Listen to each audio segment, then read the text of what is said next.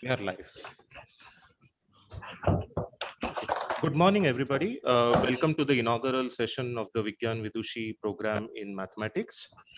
This is an online summer school for Indian women students in mathematics at the level of first year of MSc or final year in their bachelor's program. The aim of this program is to expose the participants to some advanced core topics in mathematics and encourage them to consider research in mathematics as a career option.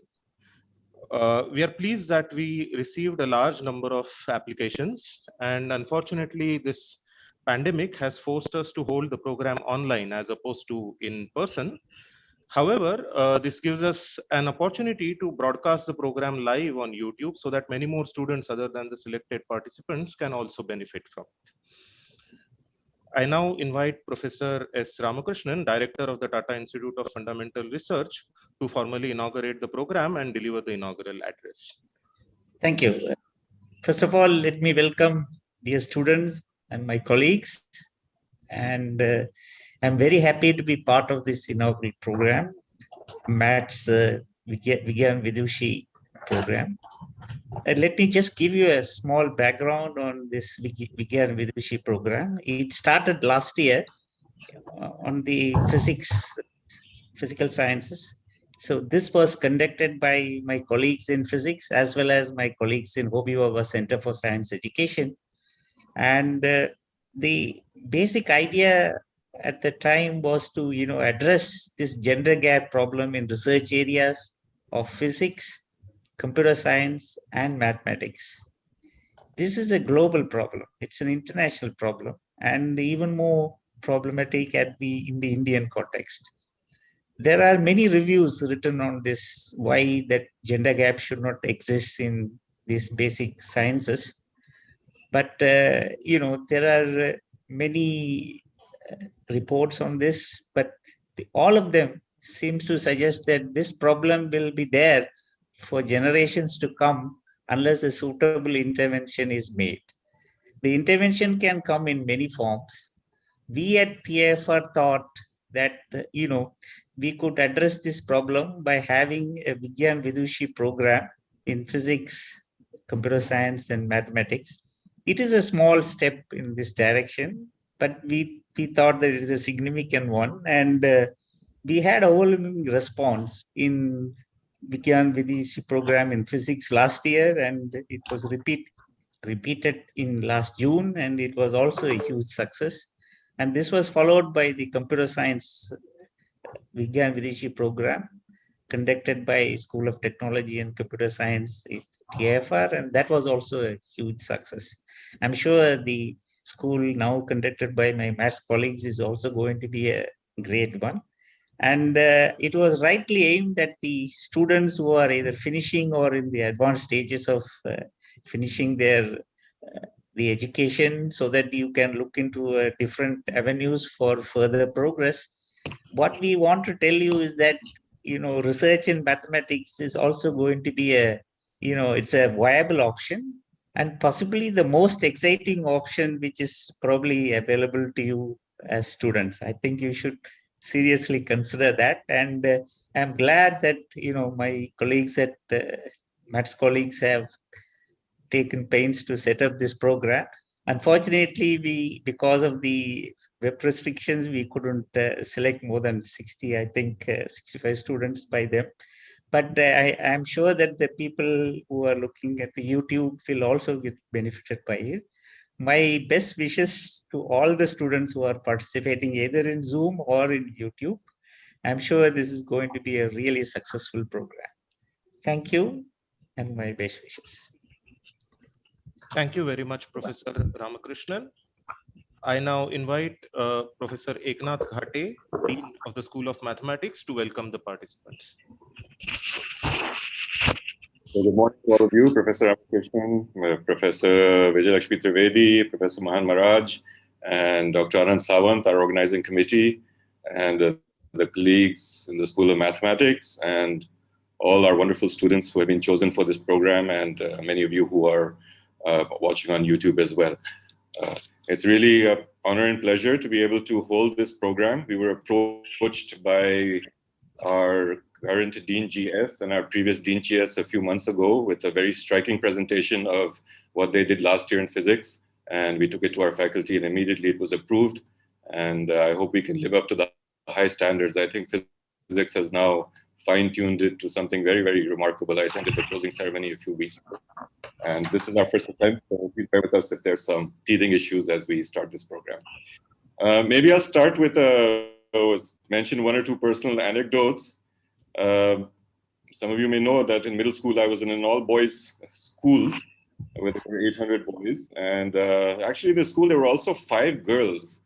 And it just so turned out that these 5 girls were daughters of faculty members, and these faculty members decided that they would keep these girls in the school. So they wound up in my class, and they were with us throughout, from when I joined middle school in grade 6 to grade 9 or so.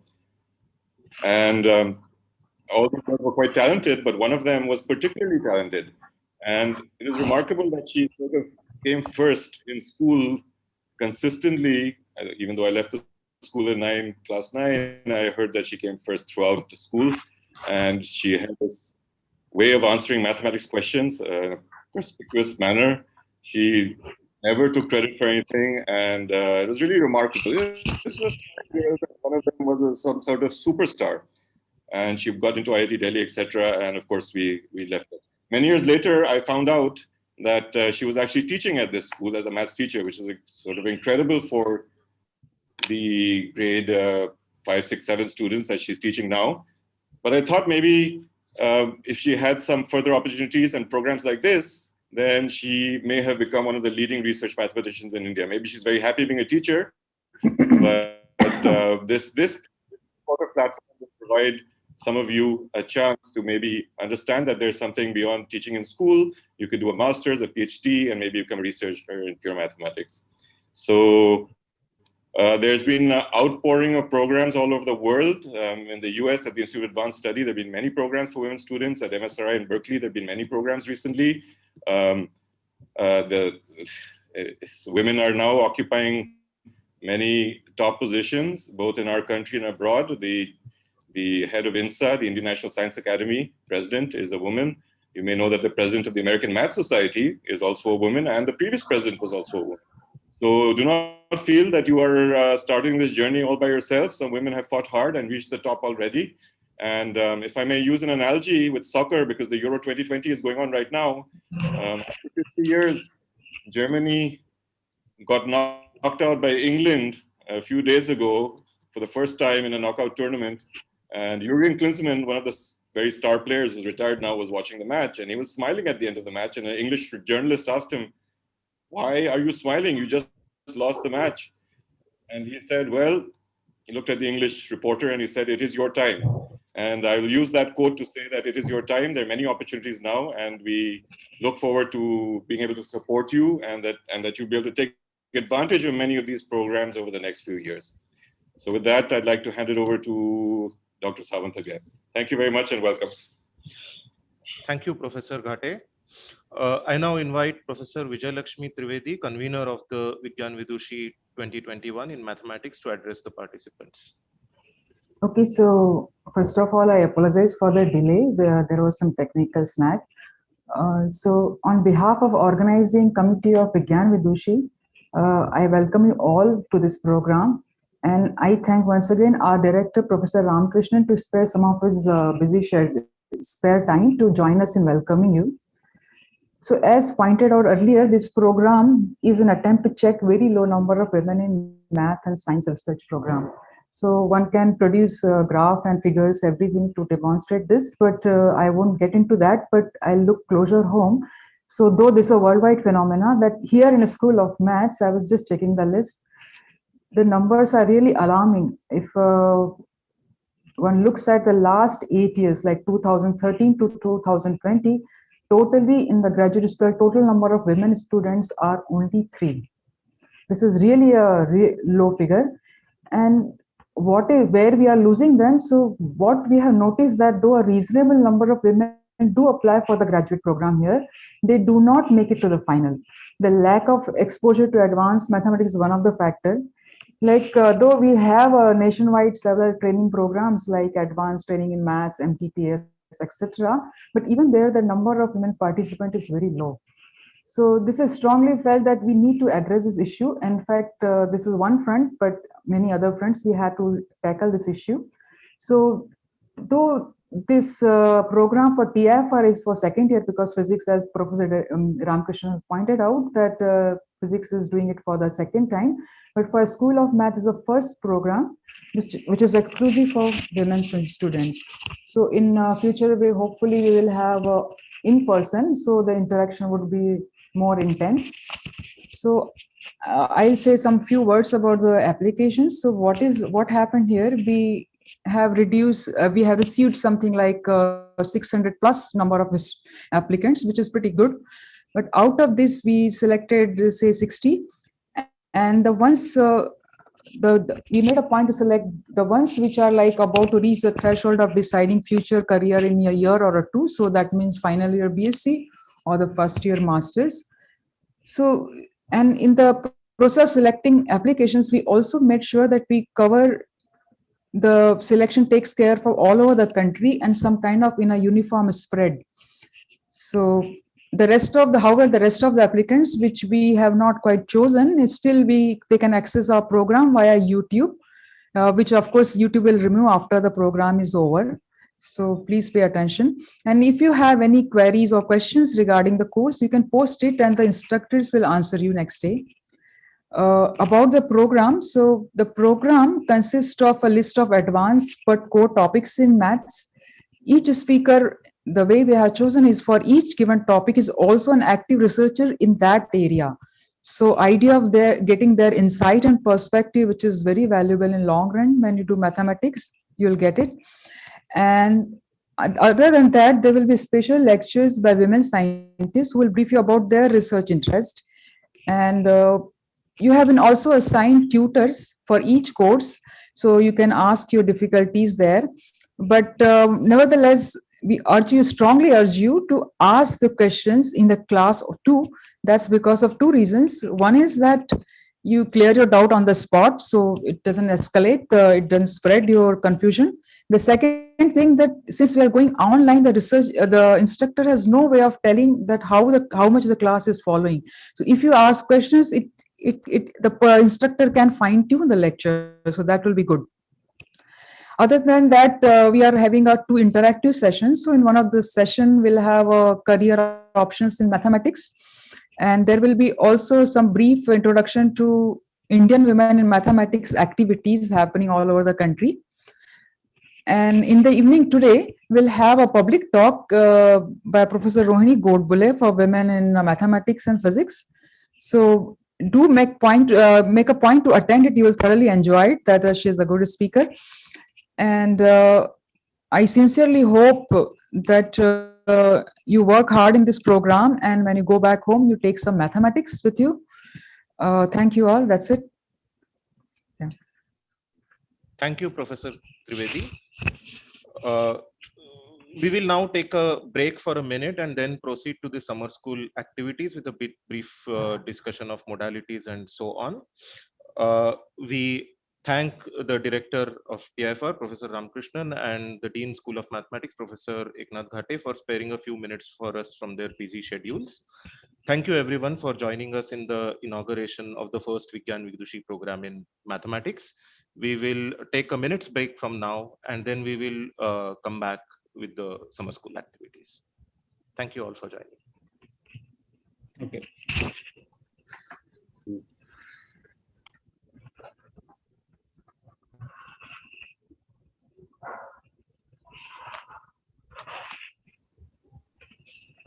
Is the first lecture here at 10? Yeah. Yes. Okay, great. I might attend for a few minutes. Thanks. Sure. Okay. So I guess many participants are here. So let us just begin with a few technical aspects. So as you all know, we are holding this over Zoom, and also we are broadcasting it on YouTube. And so it is necessary that, I mean, we have to know who you are while we let you in. So please make sure that you rename yourself in a particular way that was mentioned in the email that was sent to you. So your name should start with 5 digits followed with a hyphen and then your name, so that it becomes easy for the person who is in charge of letting you in to let you in. Okay, so otherwise there is no way for us to identify you. So please, if you're still there and if you have not renamed your profile name in that particular format, please do so that it will be easier for us to handle. Okay, so now our first core topic lecture, the online short course, will start in a few minutes. So there are going to be roughly three streams of online short courses. One in algebra and number theory, which will generally take place at 10 o'clock in the morning. One on analysis, which will take place at 11:30 in the morning, and one on topology and geometry, which will take place at 2:30 in the afternoon. You are all requested to mute yourself when you enter the meeting room, and most of the instructors will definitely welcome all sorts of questions that you may have. So in that case, you can unmute yourself, ask your question, and then mute yourself back. Okay.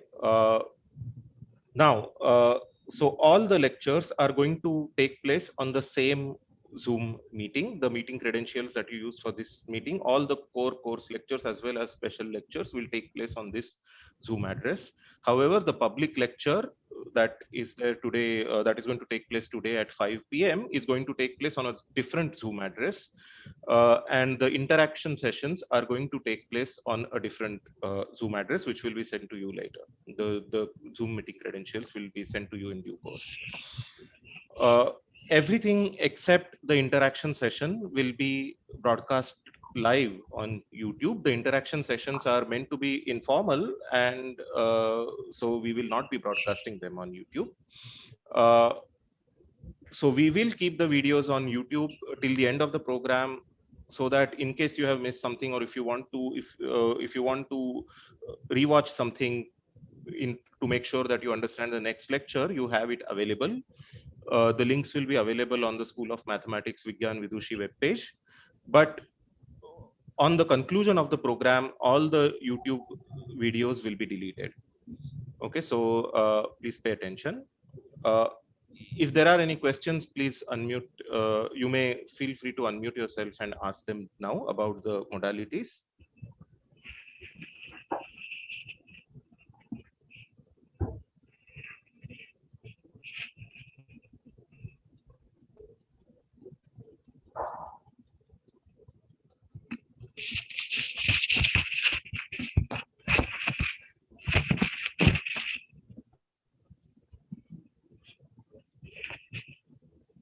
I don't see any questions as of now.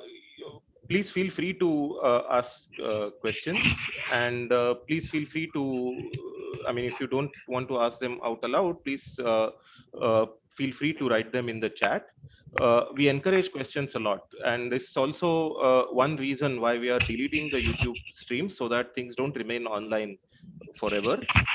So please feel free to ask as many questions as you have. So with this, maybe let's move to the workshop activities. I had a doubt about the questions.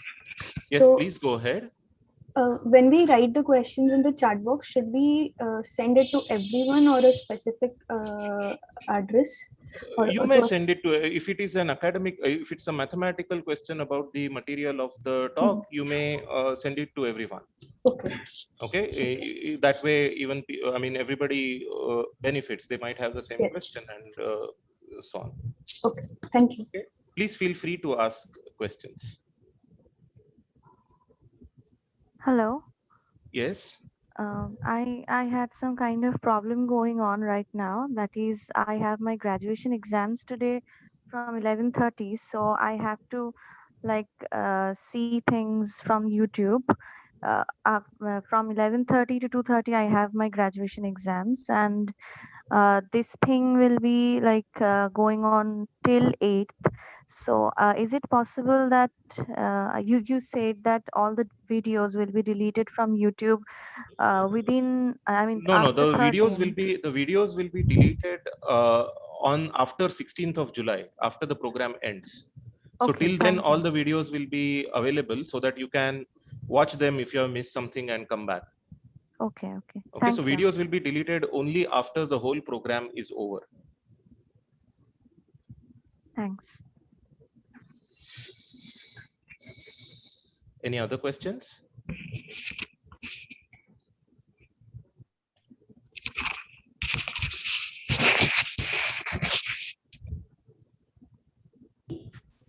Good morning, sir. Good morning. Hello. Yeah, please go ahead. Hello, sir. Yes, please. Hello, go sir. ahead. I have a doubt. That, sir, the links will be sent to our emails. Links to The lecture links the link to the YouTube that video. you will upload in the links to the YouTube videos are already to the YouTube videos and streamings are already uploaded on the Vigyan Vidushi web page on School of Mathematics page. Okay, sir.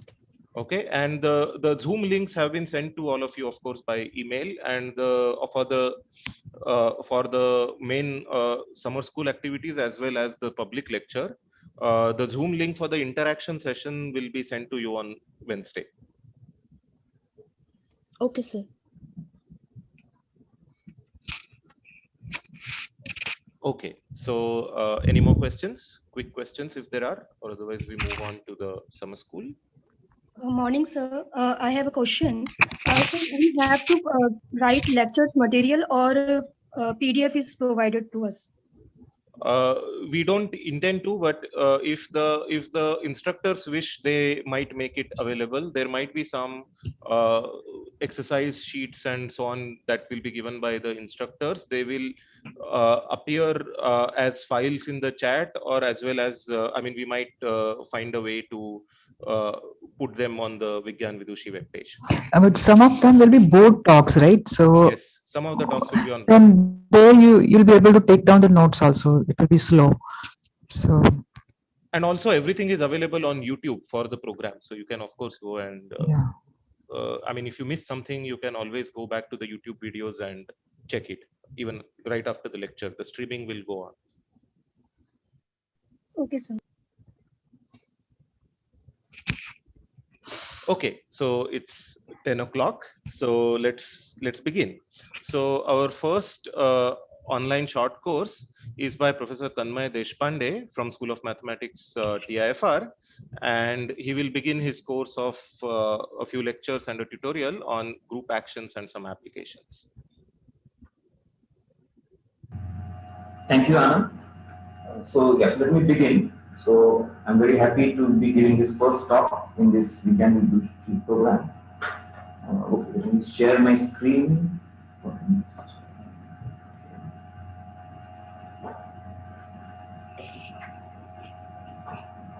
Can everybody see the screen? Yes, sir. Okay. Yes, sir. So, okay, great. So, yeah, so feel free to ask any questions at any point. Yeah, so as Anand said, so if you don't, I mean, if you're shy to ask the questions, maybe you can ask it in chat. But then I may not be able to, keep a watch on the chat. So if somebody who is not shy, they can ask the same questions. So which is there in the chat. But anyway, so let me begin. So I'm going to give 4 lectures on group actions and some applications. Sir? Yeah? Sorry, sir. Your voice is echoing, sir. Not clear. My voice is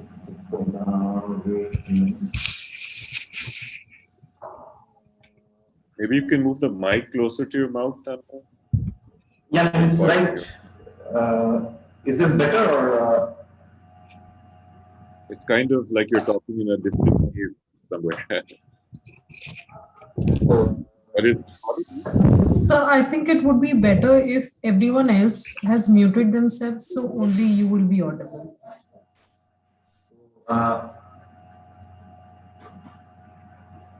Is it better? So Is it better now? Maybe somebody can say in chat. Yes, sir. Yes, sir, it's better. This is better. Oh, okay, great. Right. Yeah, so I'm going to give 4 lectures on group actions and applications, and there will be a tutorial on Friday.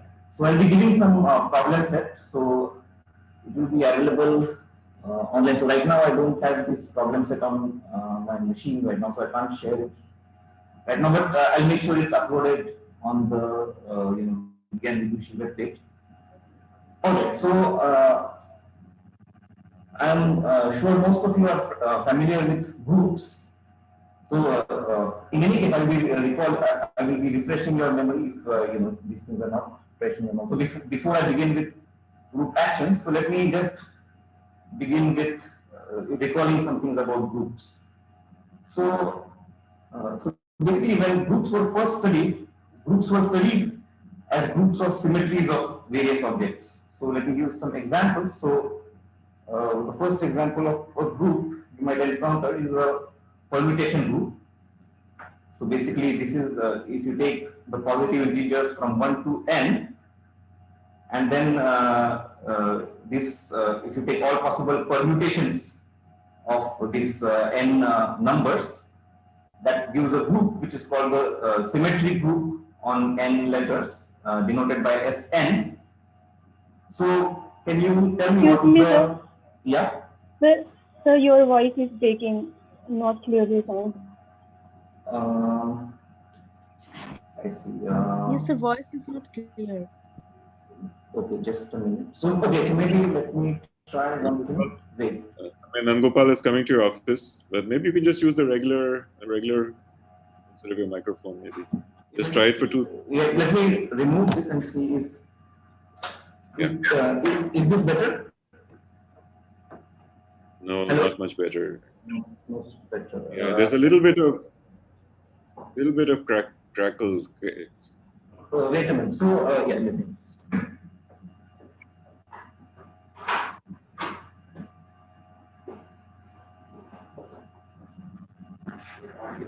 Yeah. So wait. Okay, one option is let me try to.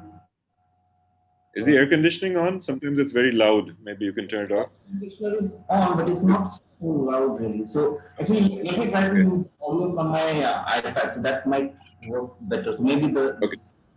Let me try to. Great. Yeah, let me try to disconnect the audio from my. Okay, so maybe So I'm going to leave from my desktop. I mean, from my laptop, but.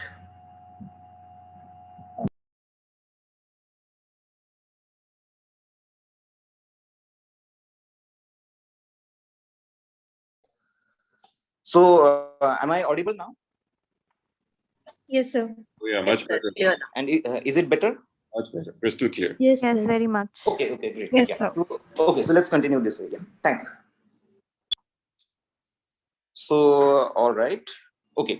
So, so I was talking about the permutation group.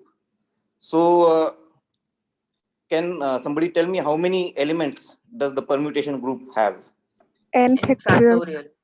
N factorial. So, you're all familiar with this. So, there are n factorial permutations, and you can compose permutations. Basically, permutations are bijections from the set 1 to n to itself. So, you can compose bijections and get a new bijection. So, that's essentially the group structure. Right. And then some other examples of groups of symmetries are: consider a regular n-gon, and the group of its symmetries is called the dihedral group Dn. So it has the rotation symmetries as well as the reflections. So can somebody tell me how many elements? So if you have a regular n-gon, how many symmetries does it have, including rotations and reflections? 2 times of n. 2n, yeah. So this has 2n elements. Another example is take a cube, and well, you can rotate the cube in various ways, and well, there are also reflections. So, so if G is this group, so what can you say about the number of symmetries of a cube? So does anybody know how to do this? Or how many symmetries does a cube have? 8. 48. I didn't get that. Could you say that again? 48.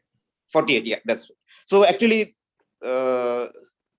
this is one of the problems in the problem set. So where you're supposed to find the group of symmetries of the cube, but also of all the Platonic solids like the tetrahedron, icosahedron, dodecahedron, and octahedron, and so on. So this is so I've put this problem in the problem set,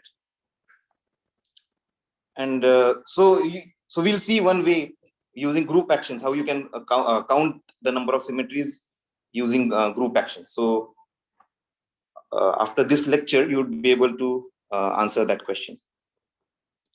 So yeah, and you could also look at different type of symmetries of the plane R2, right? So you can look at various types of symmetries. So like, for example, translation. So your translation is just, moving the, things around. So that's translation. So can somebody say what is the group of translations of the plane? What is this group isomorphic to, or how can you describe this group of translations of the plane?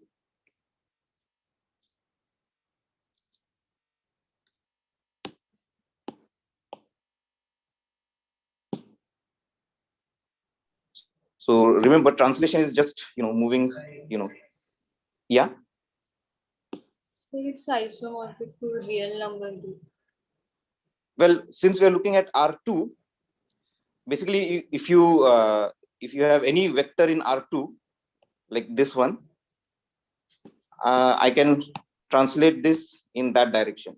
I mean, I can translate it by that vector. So the translations, this group is isomorphic to R2 itself under addition. So yeah, so that's the translations. That group is just isomorphic to R2. What about rotation? So I'm looking at, so suppose this is the origin. So I'm just looking at rotations around the origin. So you can rotate by any angle, but you can, keeping the origin fixed. So I'm looking at rotations around the origin. Can somebody say what is this group isomorphic to? Is it C? I mean, complex number? Not quite. So I'm not allowing scalings, right? I'm just rotations, fixing the, so you keep the length same, but you just rotate by some angle. S1. R square only. So the thing Singular is, symmetries of a circle. yes, so it's actually a circle. So this, if you look at this circle sitting inside the complex numbers or sitting inside the non-zero complex numbers. So essentially,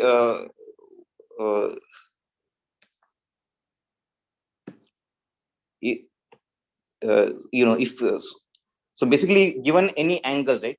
So given any angle theta, there is this rotation by theta.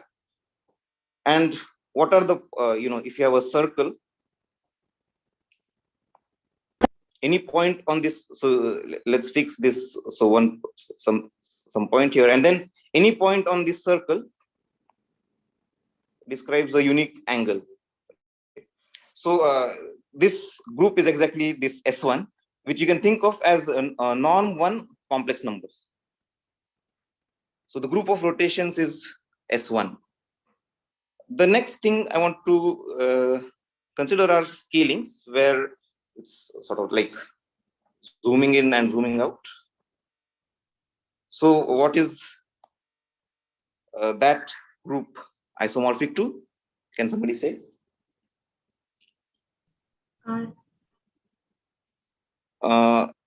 Not well. If you multiply by 0, you will everything will go to 0. So that this operation won't have an inverse. So it will. Yeah. Sir, what kind of isomorphism are you giving in this case rotation around 0, 0? are you fixing this line around the x-axis in the unit circle? No, so so basically you can fix, so inside the complex numbers, you have this, so you can think of R2 as complex numbers, and you have this complex number 1, and then any, any point on this circle gives an angle, and basically if you think of multiplying by this complex number, that will be this rotation. So it's, if you think of this So it's S1, complex number, right? The group you're talking about. no, I'm talking about I S1 sitting inside complex numbers. You see, if you take another complex number, No, like you said the dilation or scaling. I'm talking about that part. Is it complex number? for this part, no. So here I'm just scaling by real numbers. Of course, you could allow that. Yeah, in that case, it would be C cross. So if you allow scalings as well. Okay. But here I'm just saying, just, things like this. So I'm not rotating it, but just, zooming in and out. So, so that is similar to multiplying by a constant. Yes, exactly. So that will just be scalar non-zero real numbers. Of course, you can. Here I'm taking the negative also. So so I'm looking at this. It's the multiplicative group. So this is R. So R cross C cross. So here I'm thinking of this as the multiplicative group of complex numbers here, and the multiplicative group of real numbers. And you could think of some other type of symmetries of R2, which are very important, which are the linear transformations. So these fix the origin, and R2 is a vector space. You can think of the invertible linear transformations. So this also acts on R2, and this group is denoted by GL2R, for example. So this is 2 by 2 invertible matrices. This group also acts on R2 by linear transformation. So we have various types of groups of symmetries of R2. And let me just mention one more type of group of symmetry, which will, you're also going to have a course on Galois theory, I suppose. So basically you're looking at symmetries of field extensions. So for example, if you look at the field of complex numbers, the field of real numbers is sitting inside that. So basically you're looking at field automorphisms of complex numbers such that for every real number, sigma of R is R. So can somebody say what is the, how many symmetries are there of the field of complex numbers over real numbers? Two. There's just the identity and the complex conjugation. So there are two. So the identity and complex conjugation.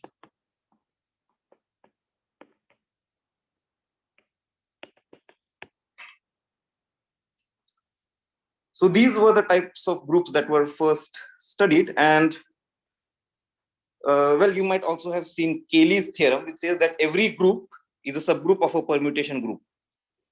So if you have any group G, it is always a subgroup of some permutation group. So can somebody say that, if you have a group, can you embed it in some permutations of some particular set? Does the set of G itself. G itself, right? Yeah. So we'll see this later on when we study different types of group actions. But so I'm sure most of you have seen this, but anyway, we'll see it as we go along. So, so initially, excuse me, sir. Yeah. Yes. So right now, someone said that we can embed that in the set of the permutation group of G itself. Yes. And that the permutation group of G itself will be isomorphic to some kind of Sn for some n, right? Right. That's my well, question. Here I'm not taking G to be finite, but yeah. So yeah, if G is finite, then yes, then it will be some Sn. Yes. Okay. And what happens when G is infinite? I have no idea Well, I mean, about it's that. in any case, it is some infinite permutation group. So here at the beginning, I mentioned this finite permutation group, but you could also look at permutations of infinite sets, right? So they are bijections. So given any set, you can look at bijections from that set to itself. So these will again form a group, and that I'm calling the permutation group. So yeah, I could call this Sn also as permutation group of this set 1, 2, up till n. So this is the permutations of a finite set, but you could look at the permutations or bijections of any set. And then this, but of course, yeah. So mostly in this course, we'll be looking at finite groups in any case. So the, I mean, Okay. Yeah. Get it.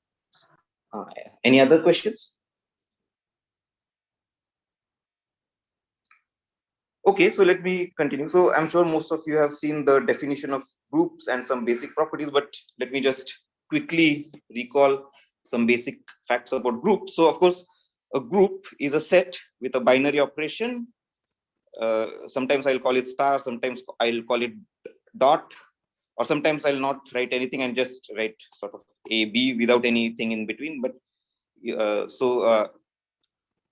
right, so a group has a binary operation which is associative. So this is the associativity relation, and there is an identity element. I'll call it E. Sometimes I'll call it 1, and if it's a commutative group, I might call it 0 sometimes. But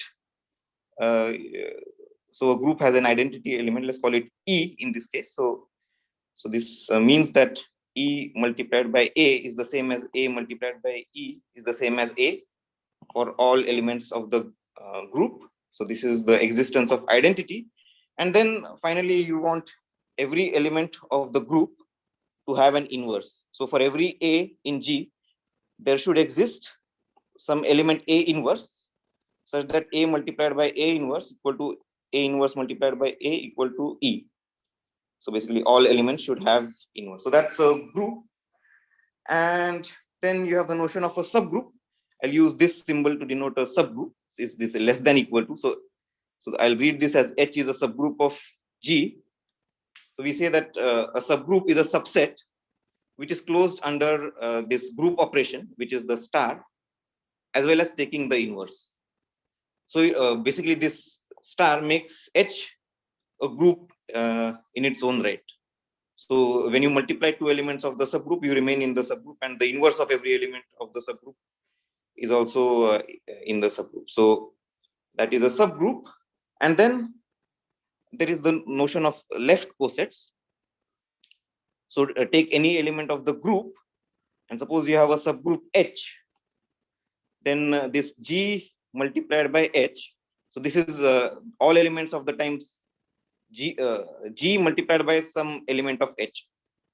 So this is known as a coset, and so I'm sure you have seen this. Two cosets. If you have two cosets of the same group, well, these are called left cosets. So we are taking the group, we are taking the subgroup H, and we are multiplying on the left by this G. So these are called left cosets. So I'm sure you have seen that either two cosets are the same or they are completely disjoint. So this means that the cosets define a partition of G, or they define an equivalence relation on G. And the set of all left cosets will be denoted G mod H, where this H is written on this side. And similar. Sir, Yeah. hello. Yes. Sir, a subgroup can be empty also. Empty? No, actually, yeah. So yeah, so that. So this, yeah, the empty set satisfies this property, but yeah, you are right. So empty set is not considered a subgroup. So yeah, so my definition here is wrong. So I should also say that an inverse and also E should belong to H. Yeah. Yeah, thanks for pointing that out. So yeah, so this should also be, E should also Sir, be. there is any condition where when left coset is equal to right coset or not? Yeah, What so is the basically condition? if the left cosets and right cosets, so if you take some left coset like this and a right coset, so basically this will be such subgroups are called normal subgroups. So subgroups for which GH is the same as HG, those type of subgroups are called normal subgroups. And in this case, this itself forms a group. So I'll come to this a bit later. But yeah, so I'm going to mention normal subgroups a bit later. But yeah, so they form an important class of subgroups, the normal subgroups. So I talked about left cosets. I talked about, yeah, so right coset similarly, this is, you're multiplying this subgroup on the right hand side by G. And then again, the right cosets also define a partition of G. And the set of all right cosets is denoted by in this way. So it's again, I'm going to call it G mod H, but I put the H on this left side. So these are the this is the set of left cosets and this is the set of right cosets. So now, so remember in a group, every element has an inverse. So this inversion, like taking an element of the group and mapping it to its inverse, I'm calling this operation as inversion. So what does this operation do to a left coset? So inversion takes a left coset to a right coset. So can somebody say, if I take inverse of, so let me take this left coset and I take inverse of this, the elements of this left coset. So what will I get? Let me H G inverse. So that will be H times G inverse. So that's a right coset. That's a right coset. And similarly, if you have a right coset and if you take the inverse of that, this will be of course G inverse H. And so what we have is that taking this inverse, this operation of inversion, gives us a bijection between the right cosets and the left coset. So if you have a right coset, take the inverse, you get a left coset. If you have a left coset, take the inverse, it gives you a right coset. So this gives you a one-to-one correspondence between left cosets and right cosets. It's the inversion. And yeah, so one of the first theorems you see in group theory is Lagrange's theorem. So it says that if you have a finite group and if you have a subgroup, then the order of the subgroup divides the order of the group. And the proof is very simple. It's just by observing that all the cosets are of the same size and they form a partition. So if you just combine these two observations, you get that the cardinality of the group is the same as is equal to the cardinality of the subgroup multiplied by the cardinality of this G mod H. So this G mod H is also sometimes called the this cardinality of G mod H, it's also called the index of the subgroup. So you could so you could take this or this, it's the same, but then you see that this order of the group, the order of the subgroup divides the order of the group. And as a corollary of Lagrange's theorem, you can prove that if G is any finite group, then if you take any element of the group, take any small g in the group, then G power the cardinality of G is always the identity. So this follows as a corollary of Lagrange's theorem. And some interesting corollaries of, as a corollary of this corollary, you get Euler's theorem or Fermat's little theorem. Euler's theorem is a generalization of Fermat's little theorem. But this says that if you take any integer which is coprime to n, so let's take n to be any integer, and if we take any integer which is co-prime to n, then a power phi of n, this is the Euler's function. So this counts the number of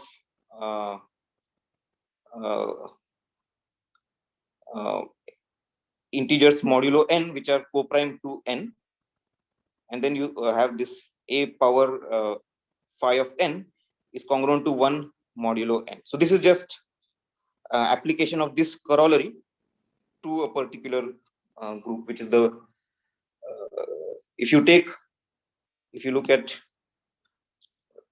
integers modulo n, and if you take the multiplicative group of, if you take the things which are co-prime, if you take the residue classes which are co-prime to n, they form a group under multiplication, and if you apply this corollary to that, you get this Euler's theorem. Okay, so that's Lagrange's theorem and some corollaries. So the next important notion is that of a group homomorphism. So if you have, so suppose you have two groups G and H, then a group homomorphism is a function from G to H such that f of AB is f of A multiplied by f of B for all AB in G. So so basically it so remember here, I'm not I'm just when I write something like AB, I just mean that I'm doing the group operation. So I'm not writing any star or a dot here. So it's just convenient to just write it like this. So yeah, so you want f of AB to be equal to f. So here the multiplication is happening in G, but here the multiplication is happening in H. So that's a group homomorphism. So from this, it follows that. So can you say what is f? If you apply f to the identity of G, what do you get? EH. Identity in H. Then you will get the identity of H. And then you can prove that if you look at the image of f, so by this I just mean take, so sometimes I'll call it f of G, which is the image of a group homomorphism, will always be a subgroup of H. So you can check this. And the next important notion is that of a kernel of a group homomorphism. So these are, so if you have a homomorphism, then the kernel is all the elements of the group which map to the identity of H. So it's all G, such that f of G is the identity. And the kernel is always a normal subgroup of G. So I'm sure you have, so a normal subgroup just means that, so as I said, the left cosets and right cosets are the same, or so let me just say that n is normal in G if, first of all, n should be a subgroup of G, and this Gn equal to Ng for every G in G. So that's a, so that's the quick definition of a normal subgroup. Right. So yeah, so you can check that the kernel is all the kernel of a group homomorphism is always a normal subgroup. And moreover, so I defined, I said that the image is a subgroup of H. You can, so this image is related in this way. So if you take, so as I said, this, whenever you have a normal subgroup, the left cosets and right cosets are the same, and this G mod n becomes a group. So you can, so in this case, this is a group, and it is isomorphic to the image of F. So G modulo the kernel is isomorphic to the image. And conversely, if you have any normal subgroup, yeah, so so this is what I was saying. So then this left cosets are same as the right cosets, and they form a group. And any normal subgroup can be realized as the kernel of pi, where pi is the natural projection from G to G mod n. So basically, this just sends an element G to the coset Gn. So that's this map pi, and the kernel of this is exactly n. So that is, yeah, so I've talked about group homomorphisms and then the kernels, and right. So then, related to group homomorphisms and normal subgroups and kernels, there are various basic results which are sometimes called isomorphism theorems. So let me just quickly, yeah. So, Sir, the cosets is isomorphic to image of F. This G modulo the kernel is isomorphic to the image of this group homomorphism. Did you have some question about this?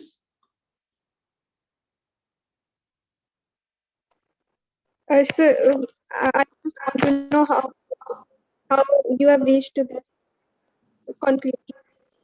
Oh, okay. Yeah. So I mean, it needs. Yeah. I mean, it needs some proof, but it's easy to see. Basically, if you look at this, you have this map, right? So, so you have this group homomorphism. If you try to see, so this by definition, it surjects onto the image of F, and this is contained inside this. And then if you see which two elements of the group map to the same element under F, right? That exactly, so that gives you a certain equivalence relation on G. And you can see what that equivalence relation is. That equivalence relation is the same as giving, which describes these cosets. So basically, F of G, you can, I mean, it's F of G is equal to F of H, if and only if. So let me call the kernel as N. So I'm calling the kernel N. You can check that this is if and only if Gn is equal to Hn. And using this, you can get this,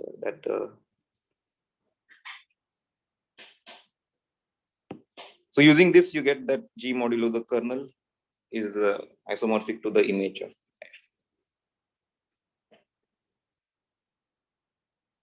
So you should, you should try to fill in all the details here, but it's, if you just think about it a bit, you'll be able to see this. Yeah, so any other questions so far?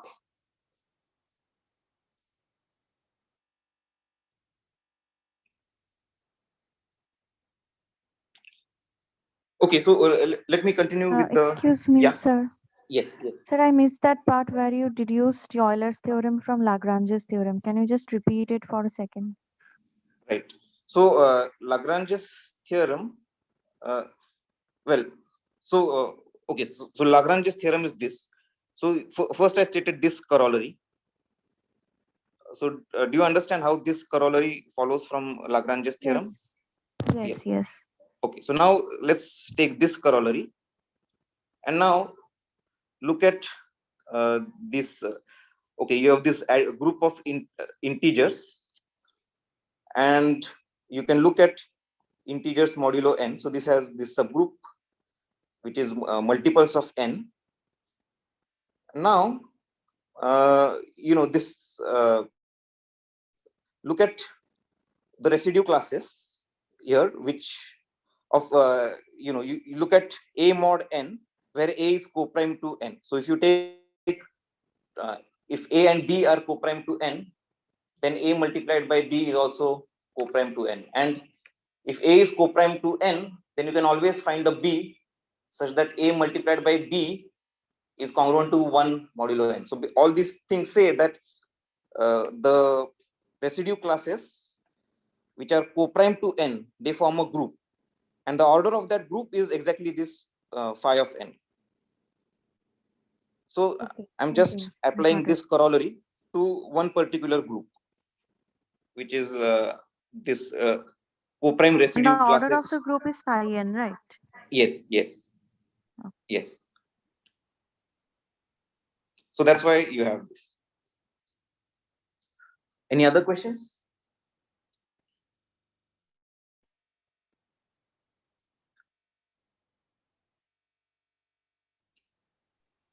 So, are you discussing about any daily life problem of like saucer ball and cubicle, which is based on corsets and Lagrange's theorem?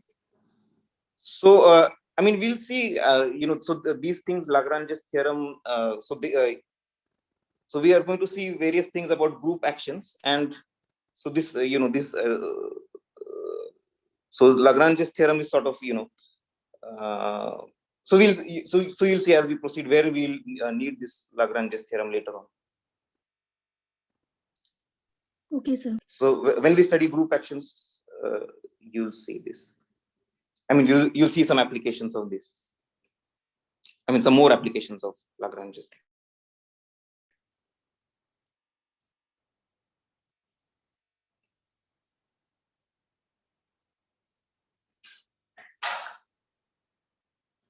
All right. So I've briefly recalled what is a group, what is a subgroup, what are left cosets, what are right cosets, Lagrange's theorem, group homomorphisms, kernels, normal subgroups. And so now let me briefly recall the isomorphism theorems. So suppose you have a group G and two subgroups. So H is a subgroup and N is a subgroup, such that H normalizes N. So let me say what this means. Let me just write it here. So this means that Hn equal to NH for all H in H. This is the condition I need. So when I say this normalizes, so that's the condition. So H normalizes N means that this left coset Hn is the same as this right coset NH for all H in the subgroup. So we don't need this for all H in the bigger group, but just in this subgroup. So if you are in this situation, then you can check that in this case, if you take these products, right? So what is this? It's take an element of H, take an element of N, and multiply them and collect all such products. So that's this Hn. So under this condition, under the condition that H normalizes N, you can check that this product Hn is equal to this product NH, and moreover, this forms a subgroup of the group G. So if I don't impose this condition, then first of all, these products are not subgroups of G, and they are also not equal to each other. But if I have this condition, then this Hn is equal to NH, and moreover, this is a subgroup of G. You can also check that N will be a normal subgroup of Hn, and N intersection H will be a normal subgroup of H. And then this quotient Hn modulo N is isomorphic to H modulo N intersection H. So this is, yeah, I mean,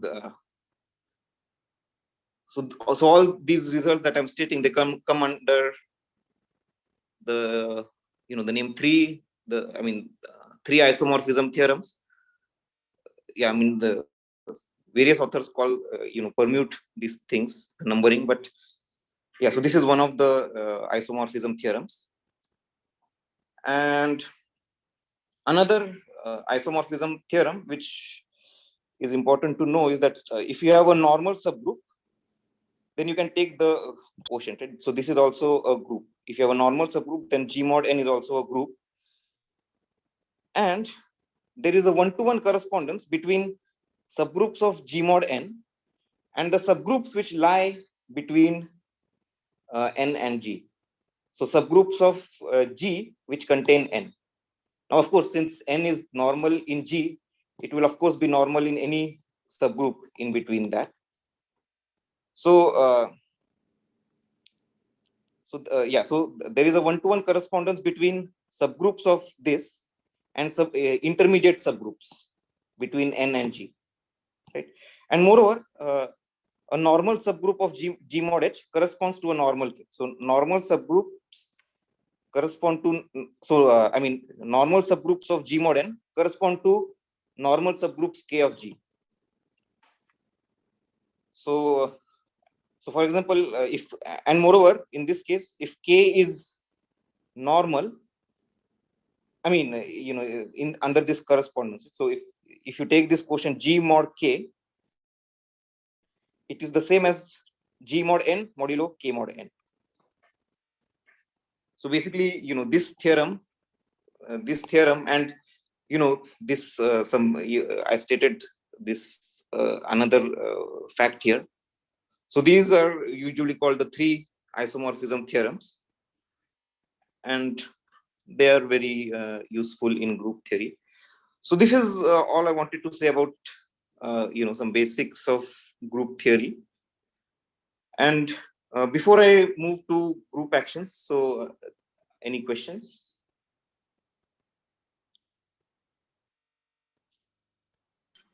Sir, I just wanted to know, what does normal subgroup correspond to normal K and G mean? A particular sentence. So see, so the first part says that there is a correspondence. Right? So there is a correspondence between subgroups of G mod n and subgroups here, right? So under this correspondence, if it is a normal subgroup here, it will be a normal subgroup here, and if it is a normal subgroup here, it will be a normal subgroup here. So that's what I mean by normal subgroups correspond to normal subgroups under the first correspondence. So the first statement gives a correspondence between subgroups, and under this correspondence, normal subgroups correspond to normal subgroups. Okay. Okay.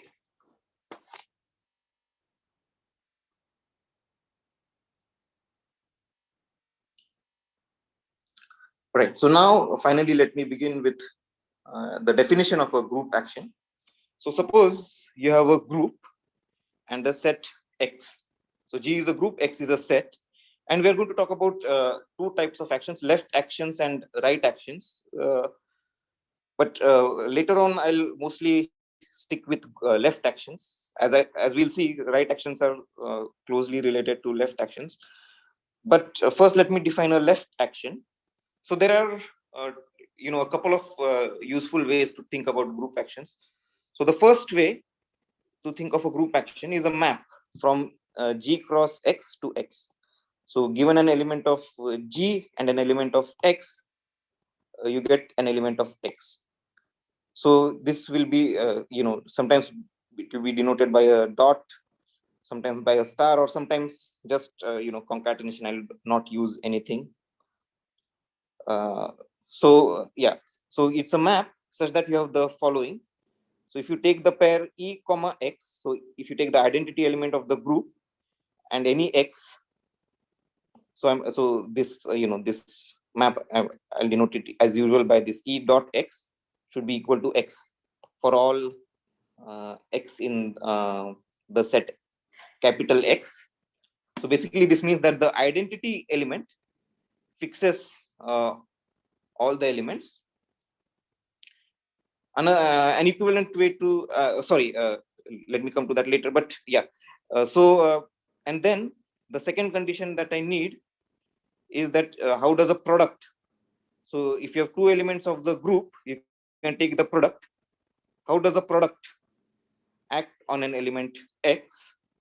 So AB acting on X should be the same as A acting on B acting on X. So what you're doing here is you're first applying B to X, and then to that you're applying A. So this should give you the same thing. So AB acting on X should be the same as A acting on B dot X. So this should be true for every A, B in G and X in this. So this is one way to define a group action. Another way to define a group action is you can say that a group action is just a group homomorphism from G to the permutations of X. So X is a set. So so remember, this can be infinite. So the group can be infinite, the set can be infinite. So a group action can also be thought of as a group homomorphism from G to permutations of X. So can somebody say, so suppose, so why are these two notions the same, right? So let me just give you a brief idea why these two notions are the same. So suppose suppose I've given you this. Suppose I've given you a map like this, which satisfies these two conditions. How can you define this homomorphism in this case?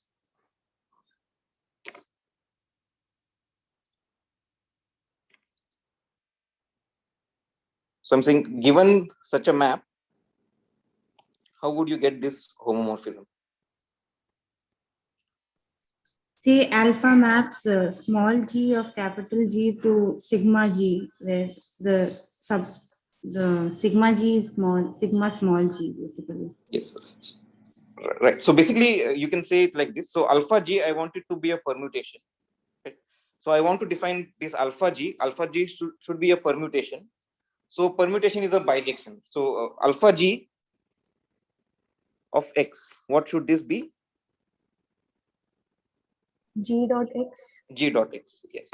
So that's how you define the, and then you need to check various things, but this will follow from these two conditions. So you need to check that this indeed is a permutation and so on.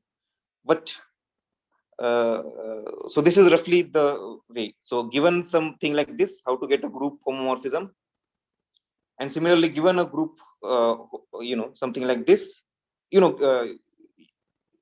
so if you're given this first, you can use this equality as a definition of this. If you're given this first, you can use this equality to give a definition of this. So that so this takes you between these two. So this gives you these two ways to think about a left action. So basically, so what I'm saying is that these two ways are the same. They are equivalent. So, and this is sort of the reason. And similarly, a right action. So for a right action, I'm taking it as a map from X cross G to X, so that X dot E is X, and then X dot AB is X dot A, and then dotted with B for all AB in G and X in X. So I mean, it's, you put everything, but here what you see is that for a right action, how does a product act? In this case, the A acts first. So for a left action, here the B is acting first, but for a right action, the A is acting first, and then the B is acting later on. So that's the difference between left actions and right actions. So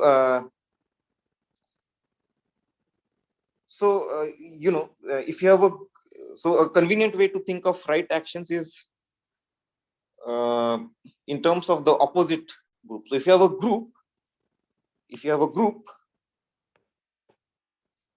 you can define the opposite group, where the multiplication of the opposite group is defined. So so as a set, the G op is same as G, but the multiplication, so G op, this opposite multiplication, how would you define it? It's the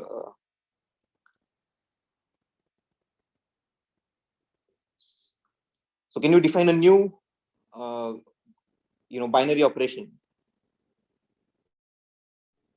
So well, what I mean is this. So define a new binary operation,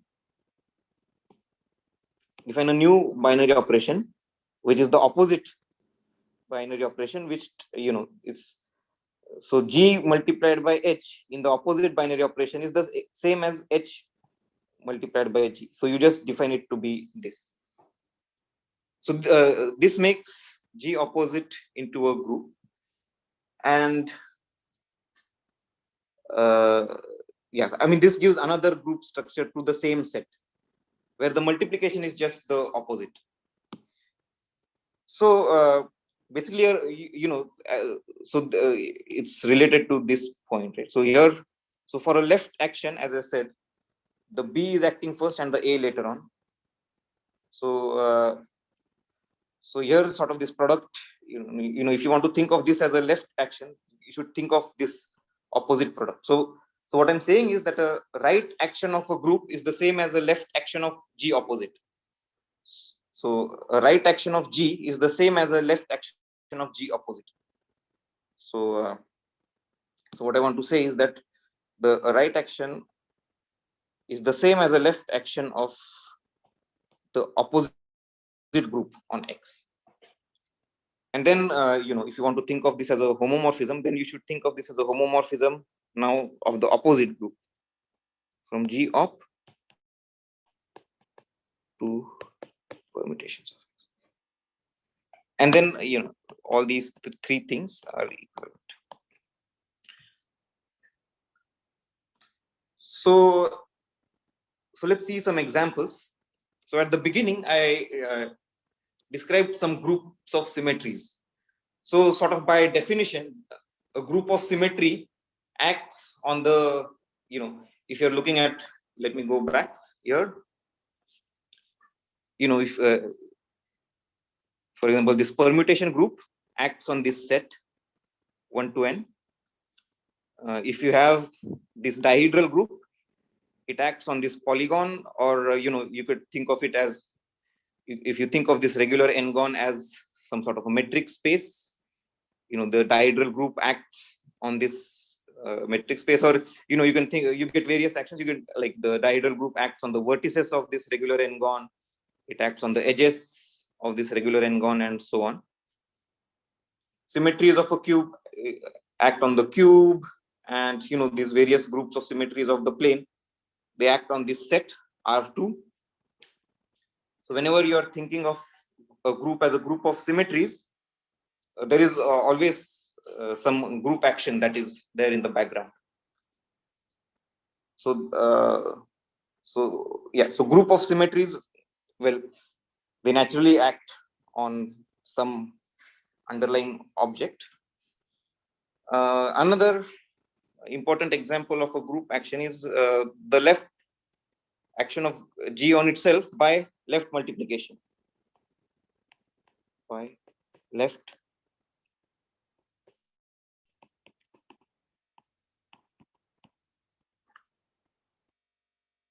so basically this map from G cross G to G.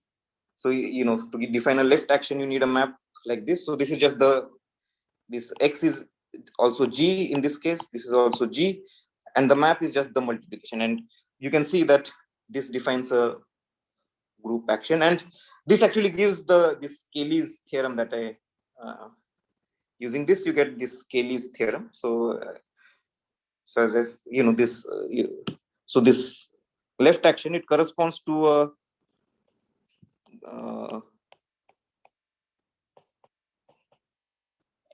a group homomorphism from G to permutations, and you can see in this case that this is an injective group homomorphism, and that gives you Cayley's theorem.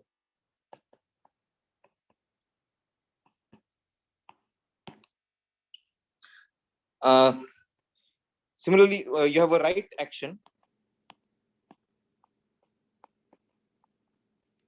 of G on itself by, of course, right multiplication.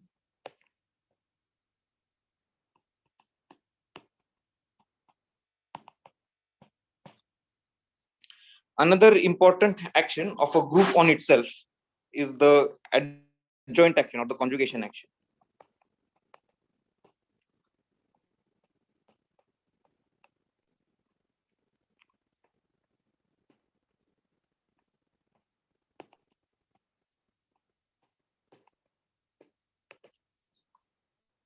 So here, I want to define a map.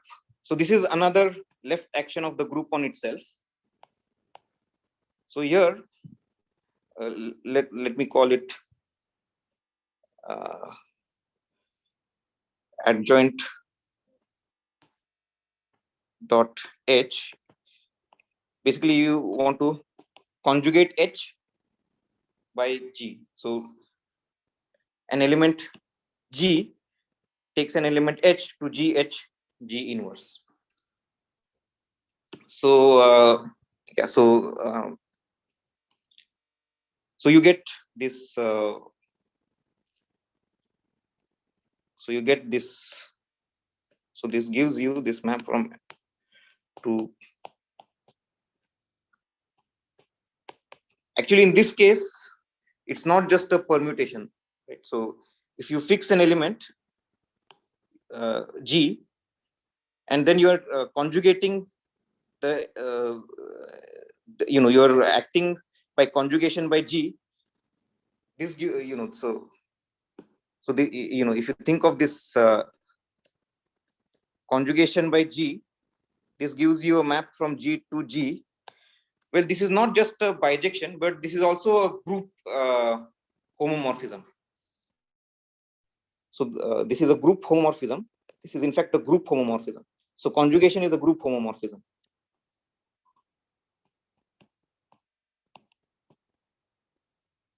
Which is a bijection.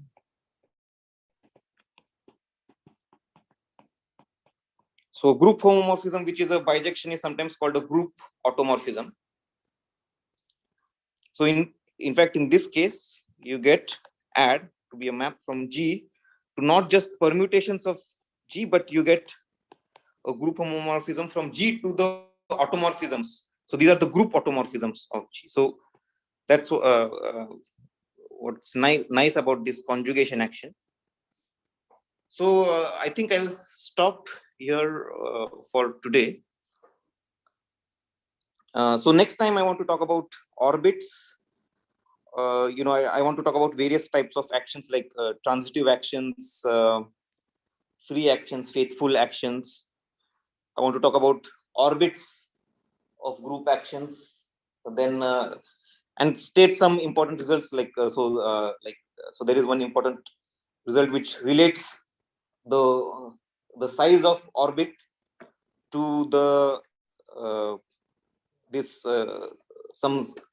So I defined this left cosets and right cosets, right? So it relates group actions with this notion of cosets.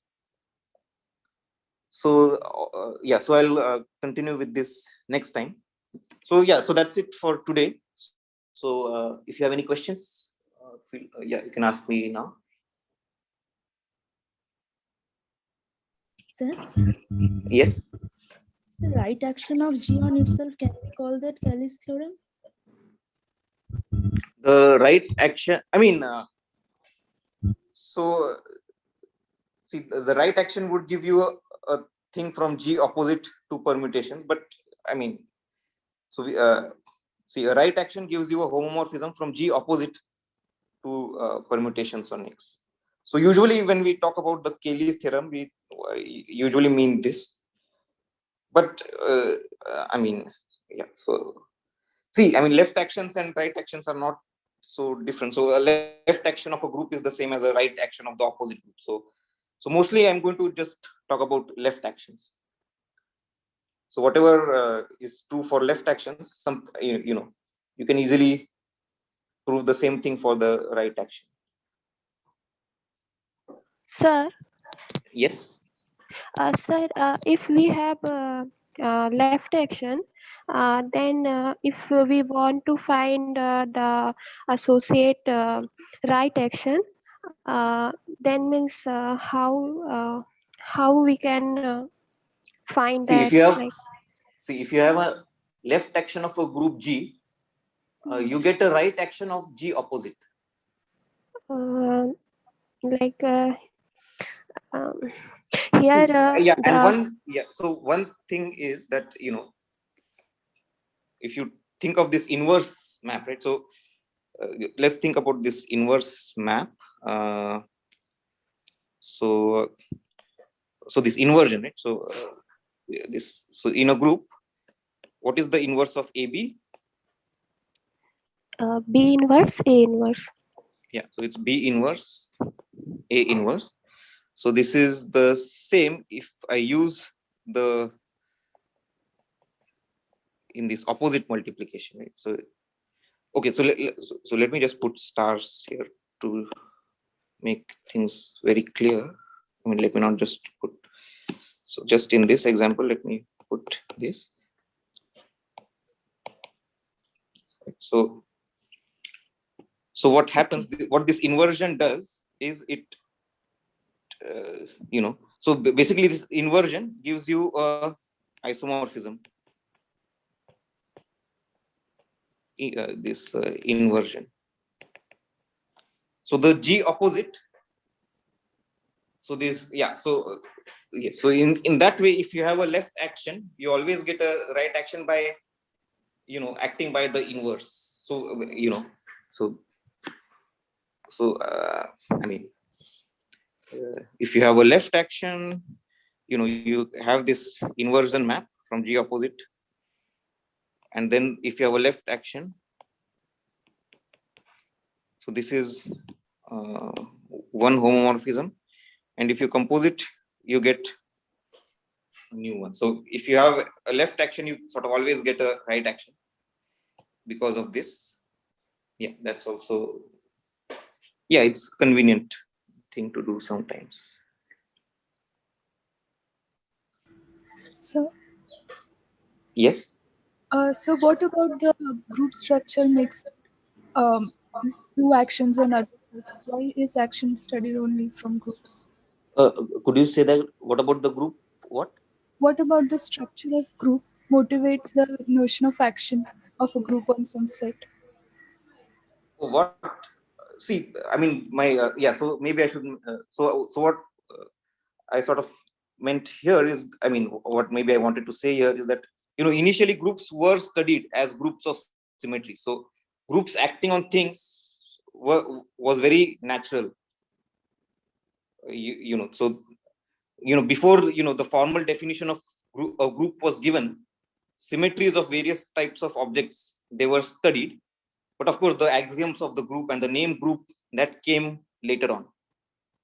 So the study of groups sort of began even before the axioms of groups. So, and when you think of groups as groups of symmetries, there is naturally some group action in the background. So it's sort of so that's, I think, the main reason. I mean, that's one of the main reasons why it's natural to study actions of groups on various things. So another thing is that, if you have the associativity axiom of a group, right?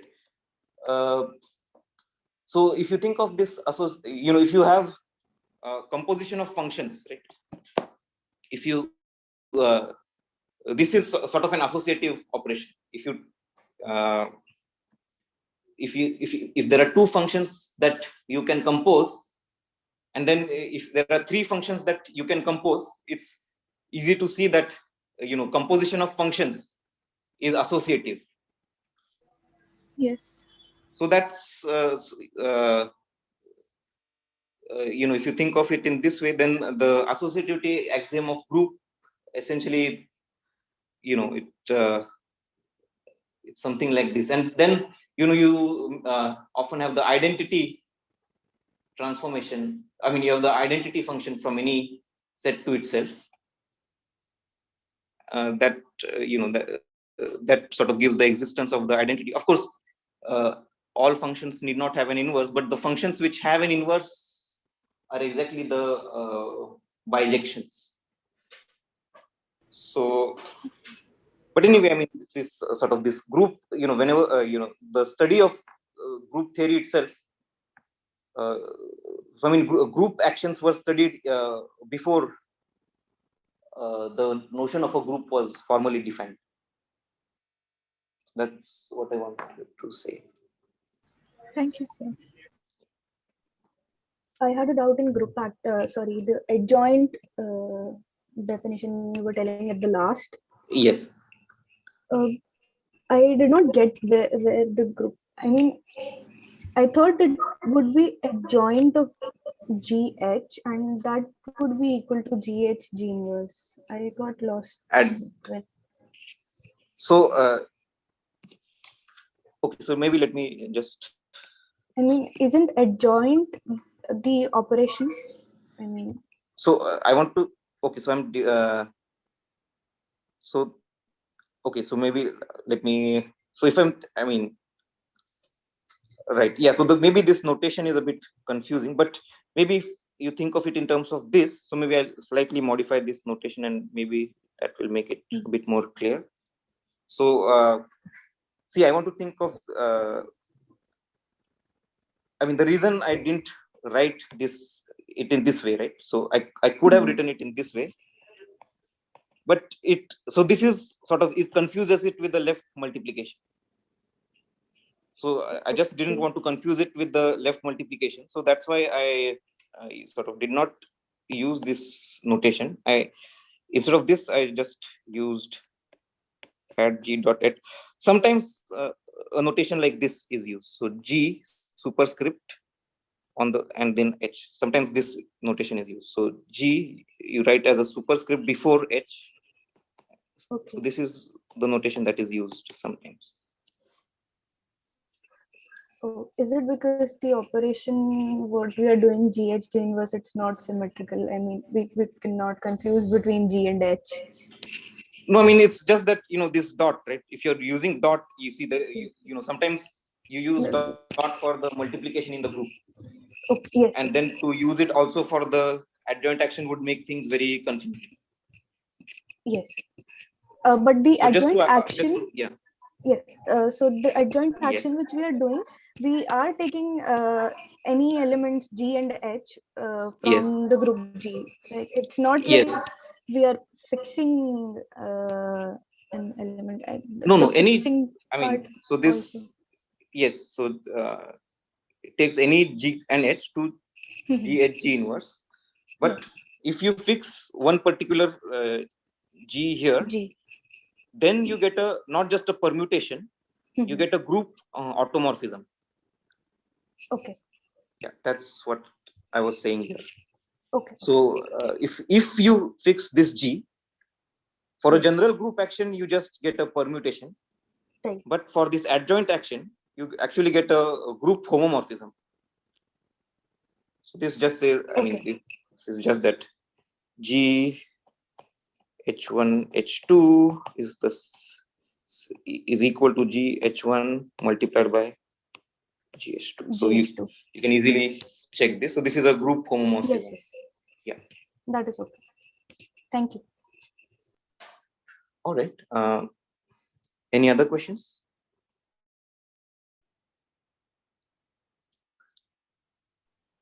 Okay, so yeah, actually, maybe I'll not send the problem set today anyway, because yeah, actually I was hoping to prove the orbit. So there is one result known as the orbit stabilizer theorem. So I was hoping to prove it today, and the problem set is based on this orbit stabilizer. So anyway, maybe I'll give the problem set after tomorrow's lecture. All right, so then I'll see you all tomorrow morning. Thank you very much, Tanmay. So we will keep the meeting open. So the next lecture will start at 11:30 in around 20 minutes, less than that. But please stay tuned. We will keep the meeting as well as the streaming open.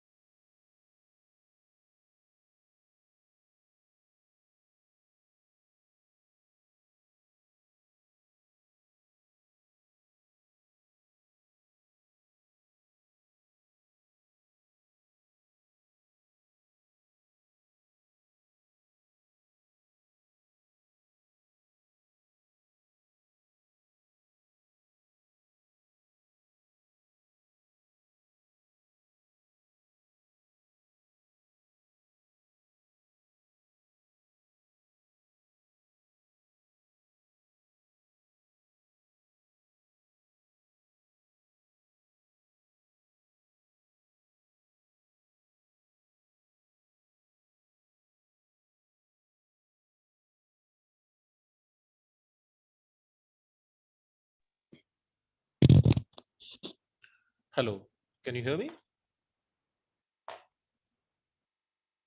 Yes. Yes. Yeah, I'm speaking with the Blackboard assembly. So sorry, participants. Yeah.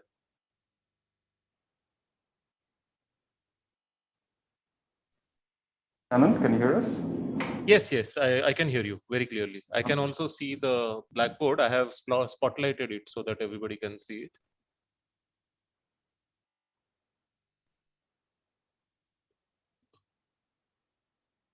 Now I'm not able to hear you. Probably the connection is loose. Nandagopal, can you please check it?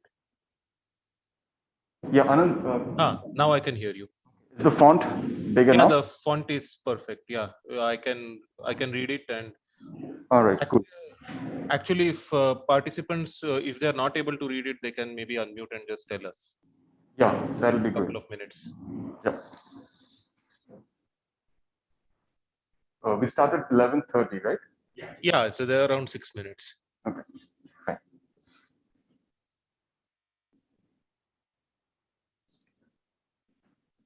So, if to be visible, now you have to be closer to the. Yeah. Right. That adjustment you do later. Yeah. This is fine. Fine. Thank you. Yes, I'm going to take my mask off, I guess. Yes, I'm going to take my mask off.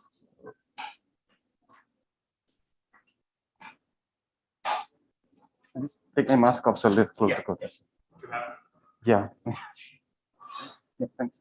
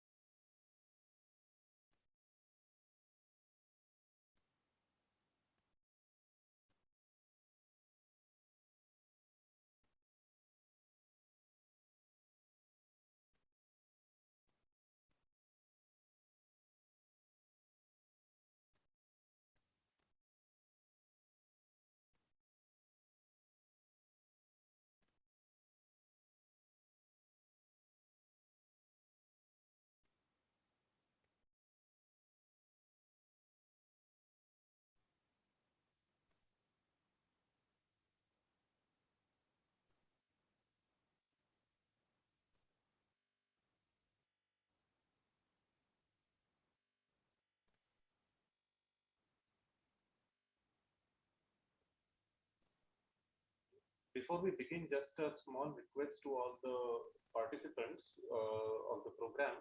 Please rename yourself in the format that is asked. So that will make it much easier to locate it and admit you. So I see a few participants who have not renamed their profile names in the desired format. So please make your, please put it in the format reference number -main.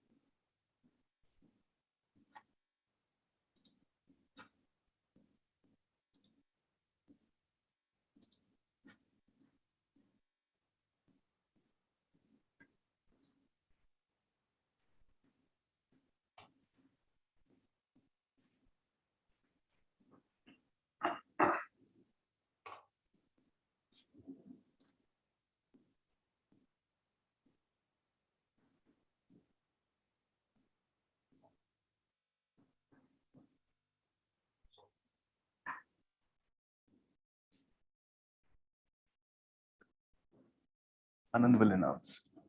Anand will introduce them.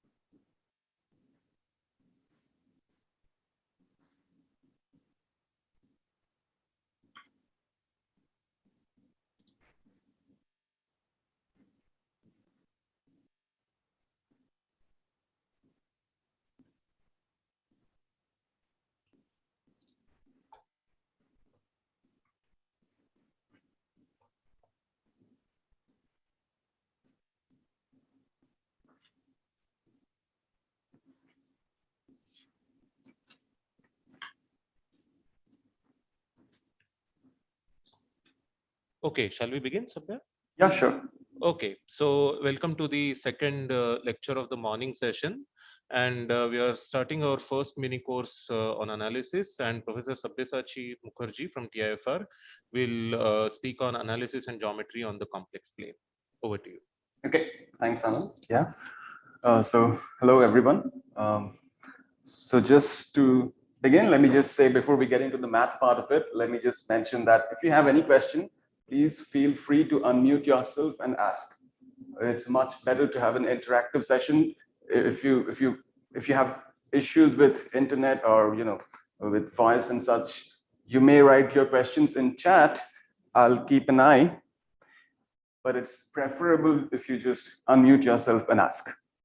And also, please let me know if I'm going too fast or if anything is unclear, etc. Okay, so the goal of this mini course is going to be complex analysis and aspects of its geometry, geometric and analytic aspects on the complex plane. So let me start with some simple motivating questions. So there are a number of deep applications of complex analysis. It's an old subject with a lot of development. I'll only be able to sketch the basic, the foundational aspects of the topic. So here's one example. Here's one question, for instance. I'm assuming that you all are familiar with some amount of real analysis.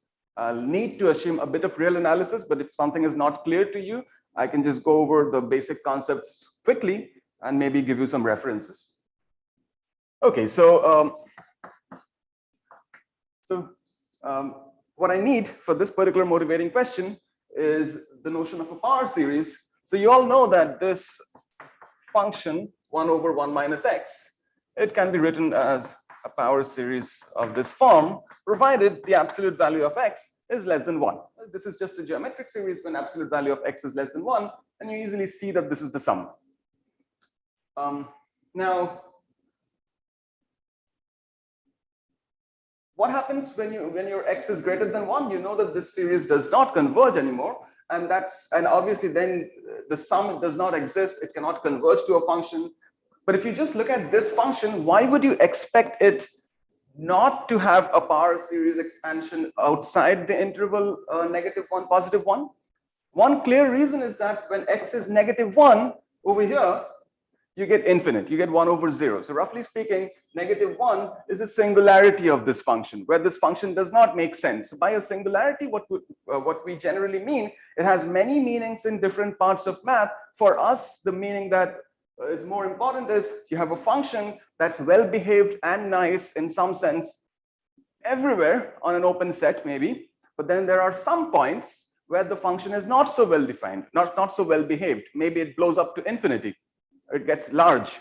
So those points, the ugly points where the function is nasty, will be the points of singularity of the function. Okay, so for this function, you can see that -1 is like a singularity. Therefore, there's no way you can expect this function to have a power series expansion outside of this point, across this point. Okay, but what about this function? This also has a power series expansion. when the absolute value of x is less than 1. So this is all real. X is a real number. Same thing, this is a geometric series. It converges to this function. But why would you now, if you are only doing real analysis, why would you expect this function not to have a power series expansion outside the interval -1 to 1? -1 or 1, these do not create any trouble anymore, right? If you plug in -1 here or +1 here, you get 1/2. So that makes sense. This function does not have a singularity at -1 or +1. So why can I not extend the power series expansion of this function beyond this interval? What's going wrong? Now, a quick answer to that question, maybe one would already expect, is that this function, now if I look at it as a complex valued function, z going to 1 over z squared, on the whole, where z is a complex number, then you see that the denominator here, this number, this expression vanishes at I. If you plug in I over here, the denominator vanishes. And where does the point I live on the complex plane? Well, it's just on the unit disk. So this is your I. Same thing, -I is also a problematic point for this function, because the denominator is going to be 0 then. So from the real perspective, from the point of view of real analysis, there's nothing wrong about this function beyond the points -1 and +1. But as you look on the complex plane, if you look at a disk centered at the origin of radius 1, there are points on the boundary of that disk where the function does not behave nicely.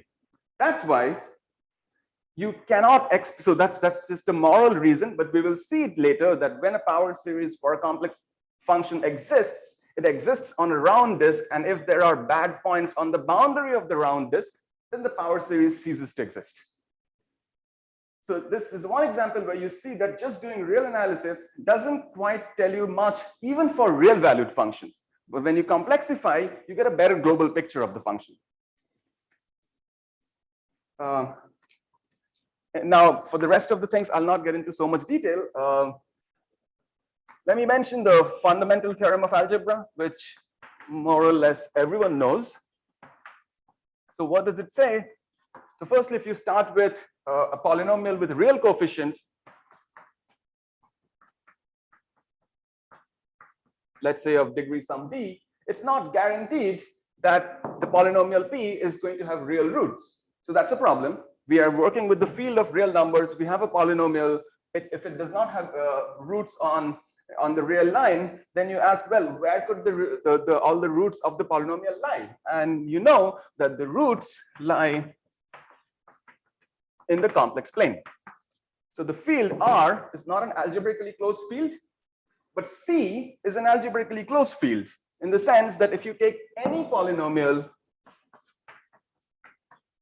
with complex coefficient of, say, degree d, then all of its roots lie in C. So this is the notion of algebraic closure. We will see a proof of this using analysis. Okay. Then there are other applications. There are integrals of the following sort, improper integrals that you might have come across in your real analysis course. Say things like this. Computing such improper integrals, let alone talking about their convergence, is hard. So talking about their convergence is tricky, but that can sometimes be handled. But if you want to compute the exact value of such an integral using real analytic techniques, it turns out to be tricky. However, if you complexify the whole problem using complex analysis, and we will see how such things are done using what's called residue calculus from complex analysis. Okay, then I'll maybe just mumble about a few more sophisticated applications of complex analysis. Well, not heavily sophisticated, but slightly more advanced. These are topics that I'll not have time to touch upon in this course.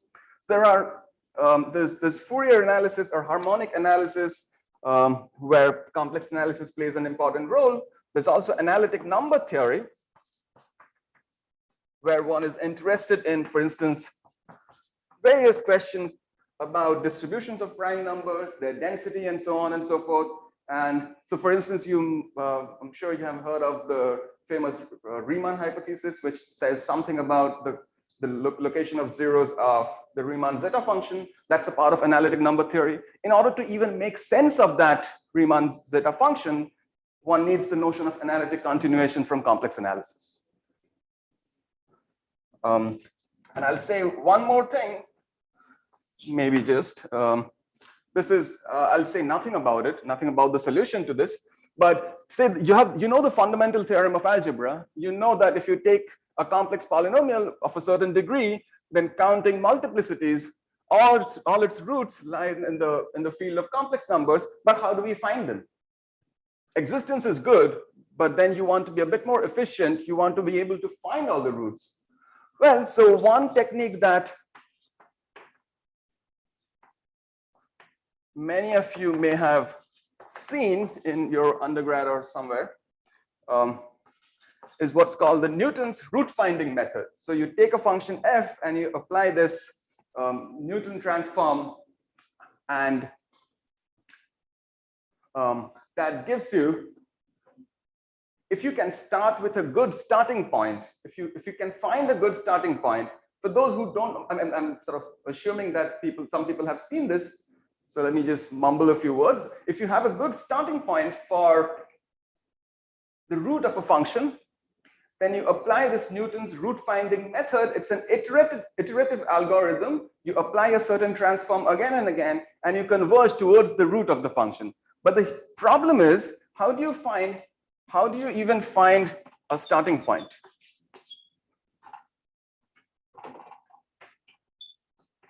So how to find a starting point?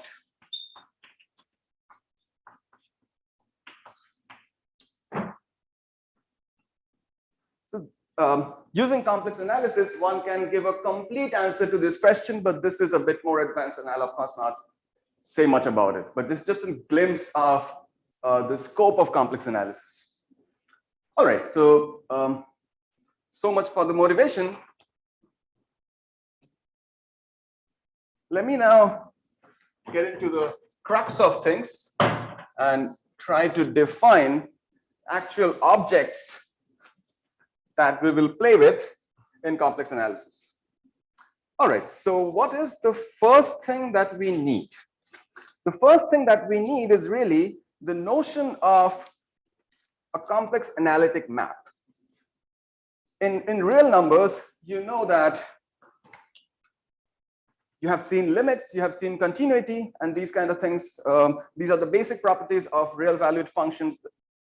These notions of limit and continuity carry over more or less verbatim to the complex analytic setting, because the complex plane is a metric space. The main difference arises when you start talking about differentiation. So let's try to recall what it means for, let's say, a real valued function f to have a derivative at a point x naught.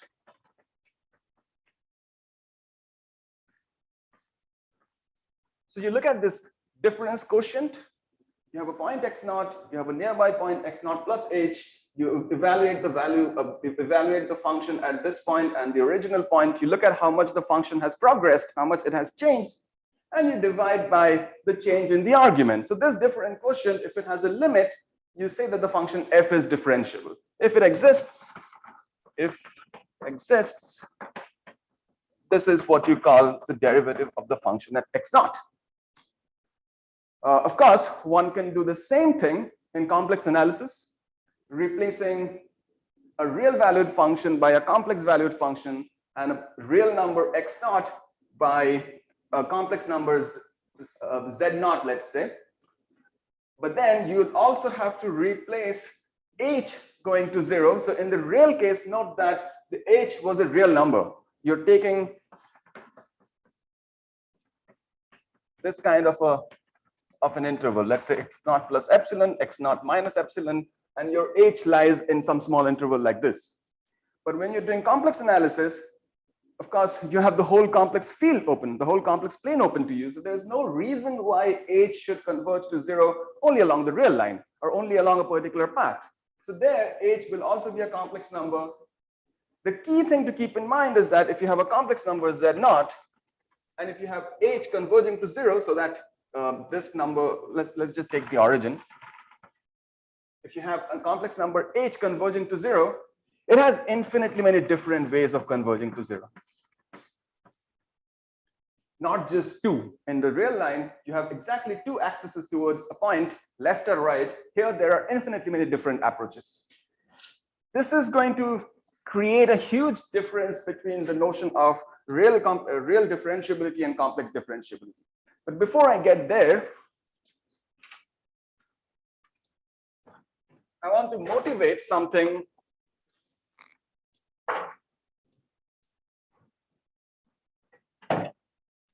from calculus of several variables. So these notions will be important for us for characterization of complex analyticity, especially in terms of what are called Cauchy-Riemann equations. Okay, so let me recall slightly a few things from real analysis in two variables. So now suppose we have a function f from R2 to R2. I mean, keep in mind that the C without its complex structure is just R2. The only additional feature that you have on the complex plane is just multiplication by I, and that makes it a field. R2, on the other hand, is not a field. There's no, I mean, well, you can turn it into a field, but there's no sort of God-given sacrosanct field structure that one should put on R2. When you put something like that, that essentially it's multiplication by I, and that's what turns it into the complex to the complex plane. But if you're just looking at C without the structure of multiplication by I, C without rotation by pi over 2, so keep in mind multiplication by I is just rotation by pi over 2. This is how the algebraic notion of the field structure is related to the geometric notion of rotation. Stripping all of that structure away from R2, we are just left with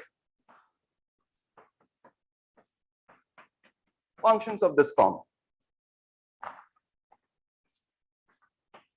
So I'm treating R2 as a first coordinate and second coordinate. I'm not thinking of it as a complex number now. Then any function from R2 to R2 has this description. It has a first coordinate, some function u, second coordinate, some function v. Now, so okay, fine. If I were to consider the same function f from C to C, what do I need to write? I can write f in terms of u and v as uz plus I times vz. The identification between R2 and C is given by sending a pair x comma y to the complex number x plus iy. So this is how f works, or f acts in terms of its coordinate functions u and v. Okay, now also recall that in R2 you can define partial derivatives. So what are partial derivatives? The function u depends on two variables, x and y. Suppose you have some given point pq in the domain of definition of u, and you want to understand the partial derivative of u with respect to x at point p, or at the point pq. So what does that mean? It means that you're only trying to keep track of change in the x variable. Y is now fixed. So that means once you treat the y coordinate as fixed, only the variable is x, then you are in the familiar setting of real analysis. So this limit, I mean, this derivative is simply going to be u of p plus h comma q minus u of pq over h. But there's no change in the q coordinate, in the second coordinate, only change happening in the first coordinate. So this number only keeps tracks of change in the function u when my first argument is increased or decreased. Similarly, you can define del u del y, which does exactly the opposite.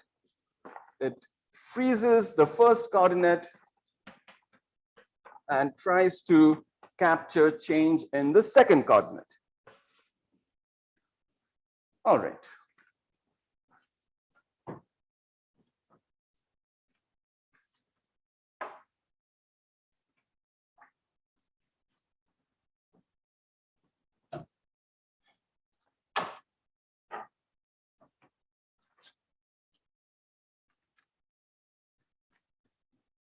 So these two things are important. These are, but this, if you think about it, so far we have not done any analysis on R2 per se. These definitions only depend on change in a single variable. Now comes the definition of R differentiability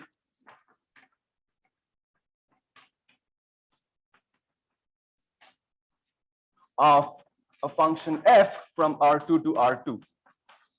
It doesn't have to be defined on all of R2. It can be defined on some domain thereof, on some open subset thereof.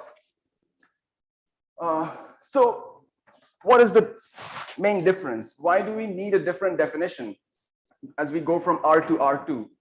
Well, recall that when you're defining derivatives on R, you are taking the quotient of two real numbers. So there again, you're using the field structure on R. In R2, of course, it doesn't make sense. You cannot write the derivative. So what I'm going to write will not make sense. If you try to say mimic the definition from R2 to from R to R2 by allowing changes both in the x coordinate and the y coordinate, and downstairs, I don't know, something like hk or some size of hk or whatever of that sort. It doesn't make quite sense. I mean, okay, so if you just write hk, it makes no sense because the thing upstairs is a vector, because this is an element of R2, this is also an element of R2. So just this naive kind of thing doesn't make sense. So this is not good. Then what do we want?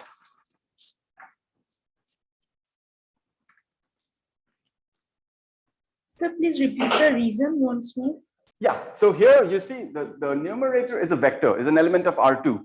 The denominator is also a vector. It's an element in R2. You cannot take a quotient of two elements in R2. Does that make sense? Okay, sir. Did I answer your question? Yes, sir. Yeah, okay. So I mean, simply because you have an element of R2, there's no division between elements of R2. Okay. So the official definition, let me try to motivate it. When you do real variable calculus, if your derivative exists at x prime, it's something like, I mean, this is the definition.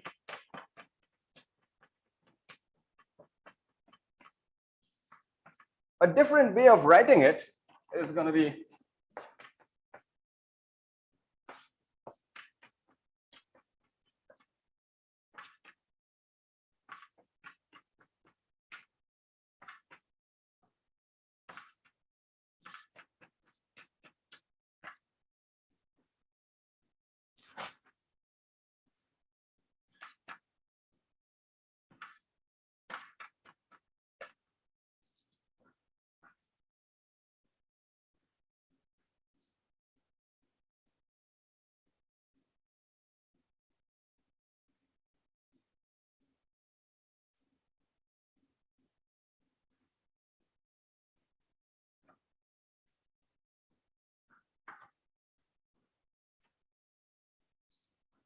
okay, so I'm starting with this definition of a derivative. So I'm writing f prime x naught as the difference quotient.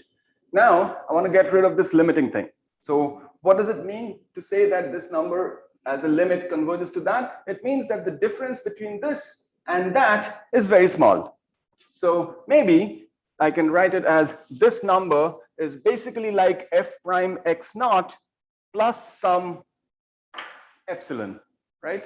If you forget the limit, it's like this number is going to be f prime x naught plus some small thing epsilon, which depends on x naught and also h maybe. Okay. Then when you cross multiply, this is what you get. You write f of x plus x naught plus h. You cross multiply and you move fx naught over here, so you get fx naught plus h times the derivative plus something where this thing goes to 0 as it also depends on h, as h tends to 0. Is that visible? Well, I hope so. Okay. Okay, so this particular definition is much more well suited for generalization to R2, precisely because here I have not divided by anything. Okay, so with that motivation, let me write down the definition. Then F from, let's say, R2 to R2 is real differentiable at some point P comma Q if the thing that we need to understand is what is going to play the role of F prime X naught. Earlier, it was a real number. But when we go to 2-dimension, this is an element of R2. This is an element of R2. This H is also an element of R2. You cannot, I mean, so what should this derivative be? Should it be a number? The answer is no.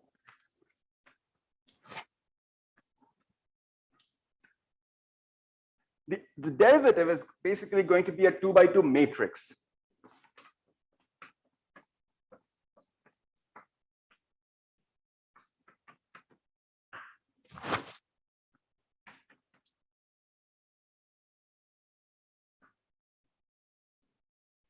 Let me write down and then I'll explain.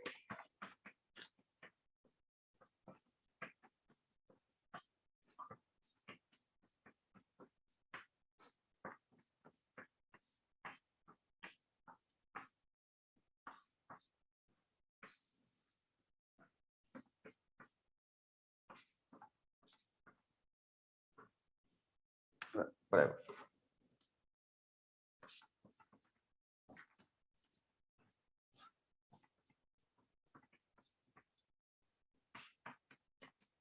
Sorry, sometimes I'm writing H1, H2 as a column vector, sometimes it's a row vector, but the only reason I wrote it as a column vector here is that that's how I'm going to multiply A with H1, H2. Okay, so this is the generalization of the notion of real differentiability. You have a function f from R2 to R2. You want to understand differentiability at the point P comma Q. So you give slight increments in the x variable, slight increment in the y variable. The total increment is then in the direction of the vector H1 comma H2. So that's the size. The size of that vector is what you divide by. That's what's playing the role of this number H. And then what you subtracted the value of the function at PQ. And this is here you had a derivative times some change.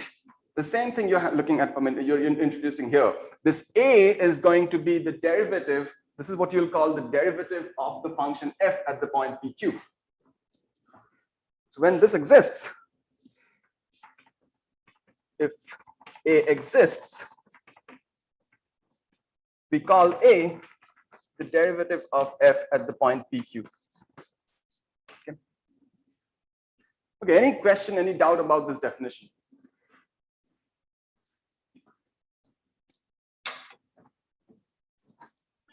Sir? Yes. Sir, are you saying that a number is said to be the derivative of this function f at PQ if this limiting condition is satisfied, right?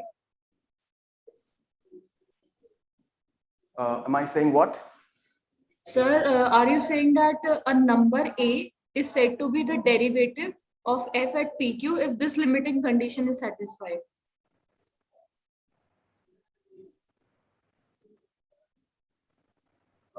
Can anyone hear me? Someone was asking a question and then suddenly I cannot hear anything.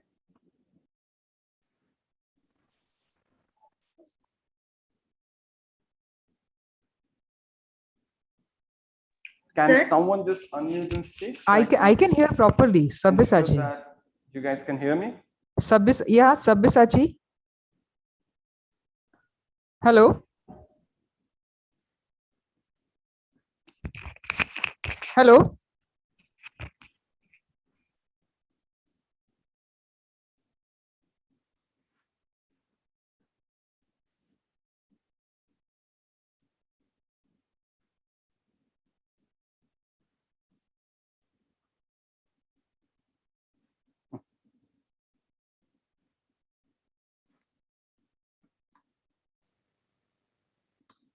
Can you guys hear me? Yes, sir.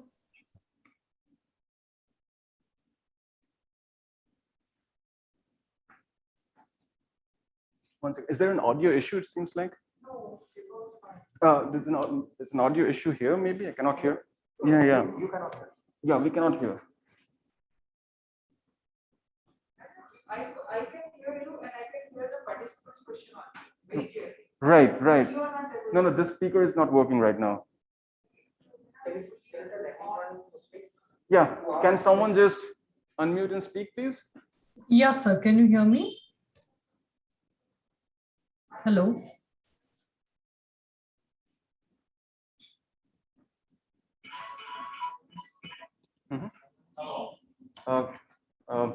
Can anyone just unmute and speak again? Sorry. Yes, sir. Can you hear us?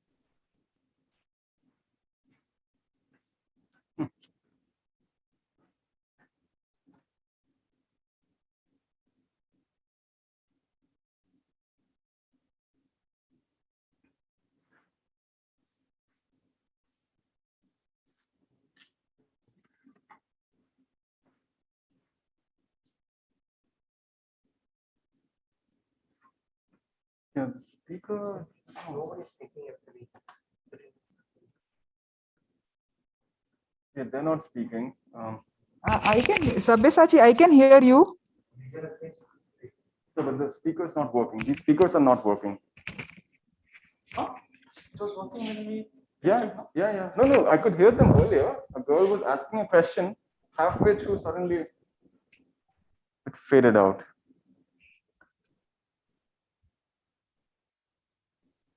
Hello. Maybe let me see. Maybe I'll use this. Yeah, I guess we fixed it. Can someone just unmute and speak? Hello. Sabyasachi, can you hear me? Yes, we can hear now. Thank you. Okay, that's fine. Yeah. Thank you. Okay, fine. It's fine now. Okay, sorry. Someone was asking a question. Can you please ask that again? Sorry for the interruption. Yes, sir. I was saying that you said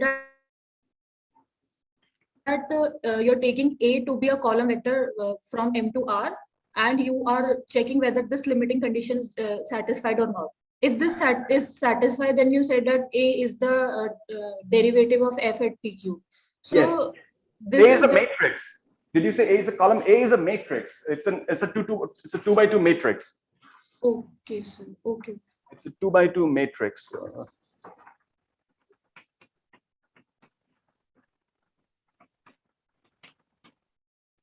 So is it like we should beforehand know that such an A exists, or right. I'm going to answer that question. Yeah, that's a good question. How do I know? How do I even find that A? Right.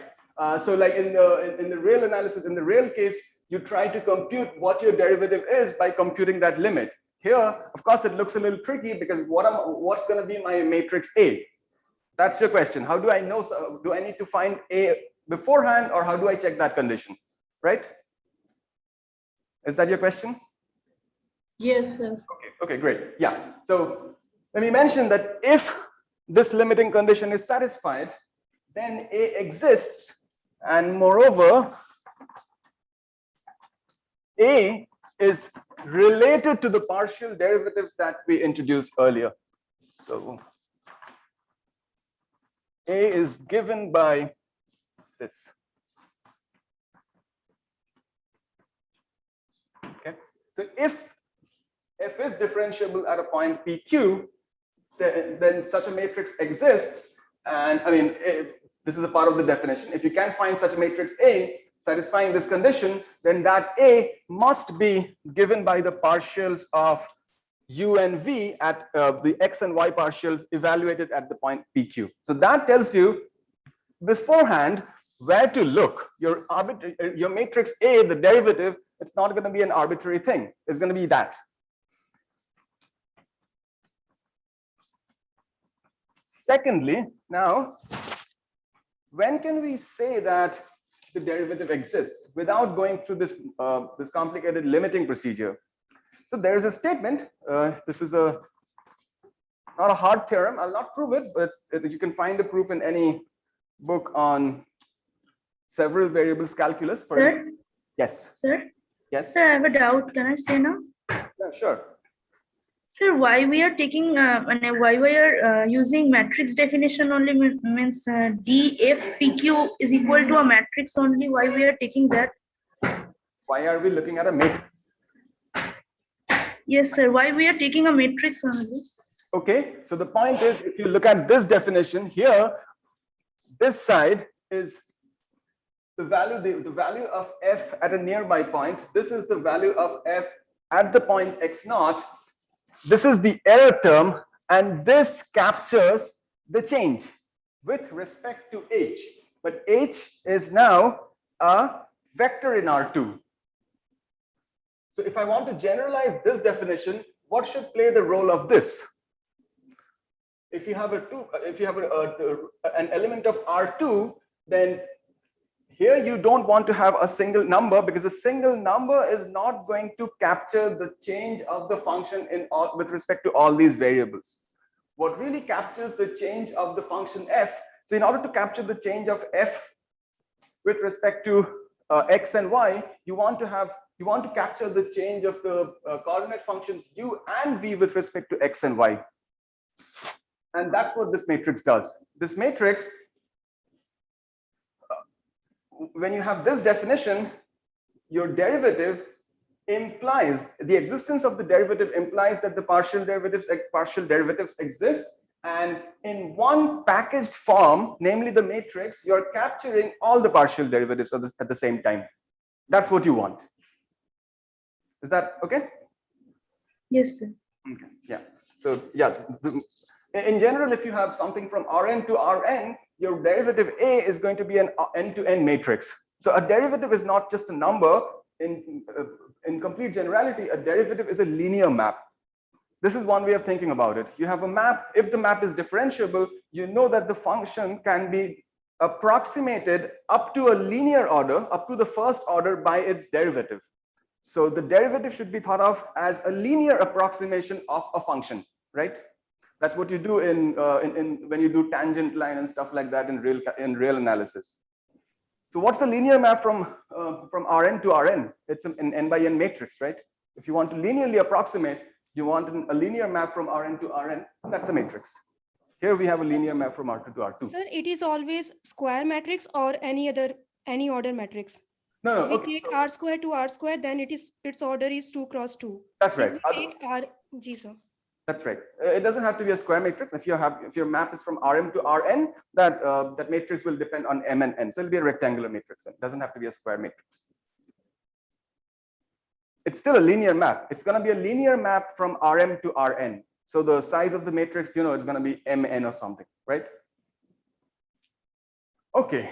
Okay. Any other question? Sir, now this one that you defined it is in R2 to R2. So when we apply the same definition to now R to R, yeah. So we consider it as a 1 cross 1 matrix, right? That's exactly right. That's exactly right. This is a 1 cross 1 matrix, and this you're still going to think of still going to think of the derivative as a linear map, because every linear map from R to R is given by multiplication by a constant number. Yes, sir. That's what this is doing. H going to H times f prime x naught. Yes. Okay, cool.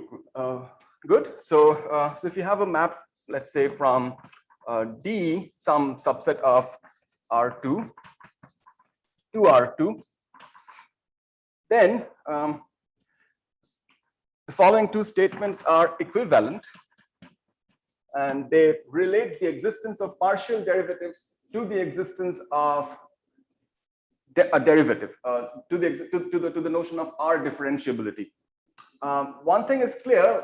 I said that if the map is R differentiable at a point, then the partial derivatives exist. However, the mere existence of partial derivatives is not going to imply that the function is R differentiable.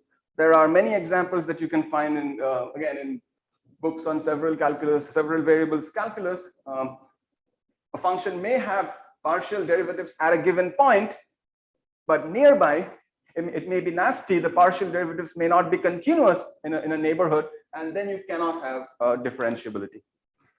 So that's exactly the condition. If f has continuous first order partials, by first order partials, I mean these four derivatives. If and only if f is R differentiable using that definition, and at each point PQ, you get this 2 by 2 matrix. So once you know R differentiability on a whole domain, you have a map from the domain to the space of 2 cross 2 matrices, right? P comma Q, the point going to the derivative at the point P comma Q. This map is continuous.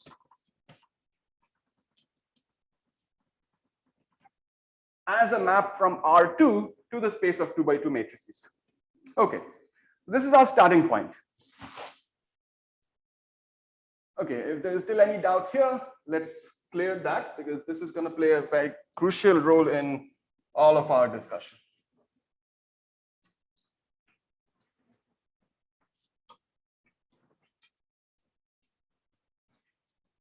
Okay, so far we just looked at differentiability of a function from R2 to R2, and well, someone pointed out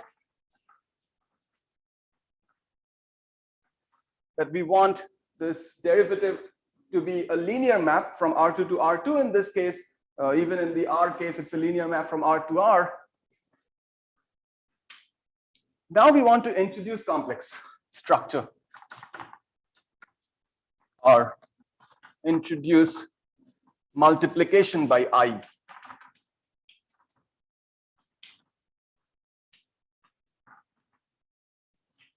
So field structure on C. Okay, now suppose that you have a map F from some domain D in R2 to R2 that is R differentiable.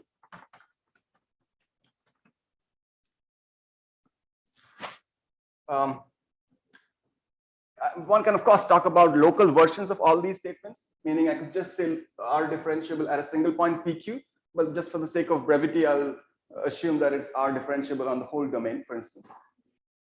Now the question is, so then this means df at any point PQ is given by that matrix. Also, to save time, I'm going to write U sub x as so del U del x will be denoted by U sub x, del V del x will be V sub x, and so on.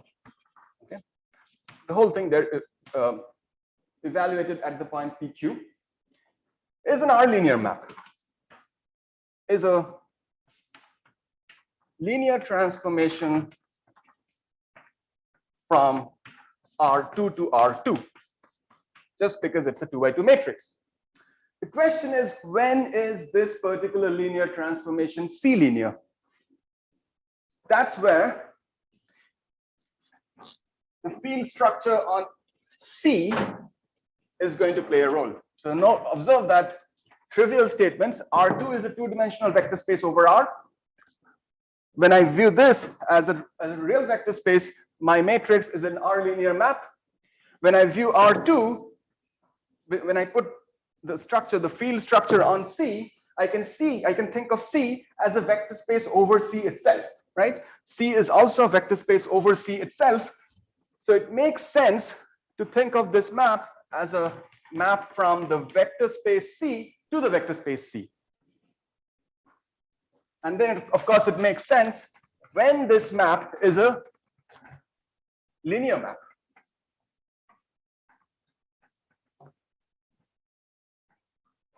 So, yes. Sir, there is a differentiable. So what about independent variables and dependent variables is come from? The domain of this, sorry, maybe I tried to. Maybe I didn't understand your question. So the function is from D to R2. The independent variables are X and Y. Yes, sir. Yeah, and XY are going to UXY, comma VXY. Okay. Yes, sir. Okay, now what's your question? So dependent variables and independent variables come from independent variables are from domain, or dependent variables are from codomain. Oh, that's right. That's right. Yeah. That's right. Yeah. For a function, the independent variables come from the domain. The dependent variables are the U, comma V, which are in the codomain. That's what you're asking, right? Yes, sir. Okay. Yeah. That's right. All right.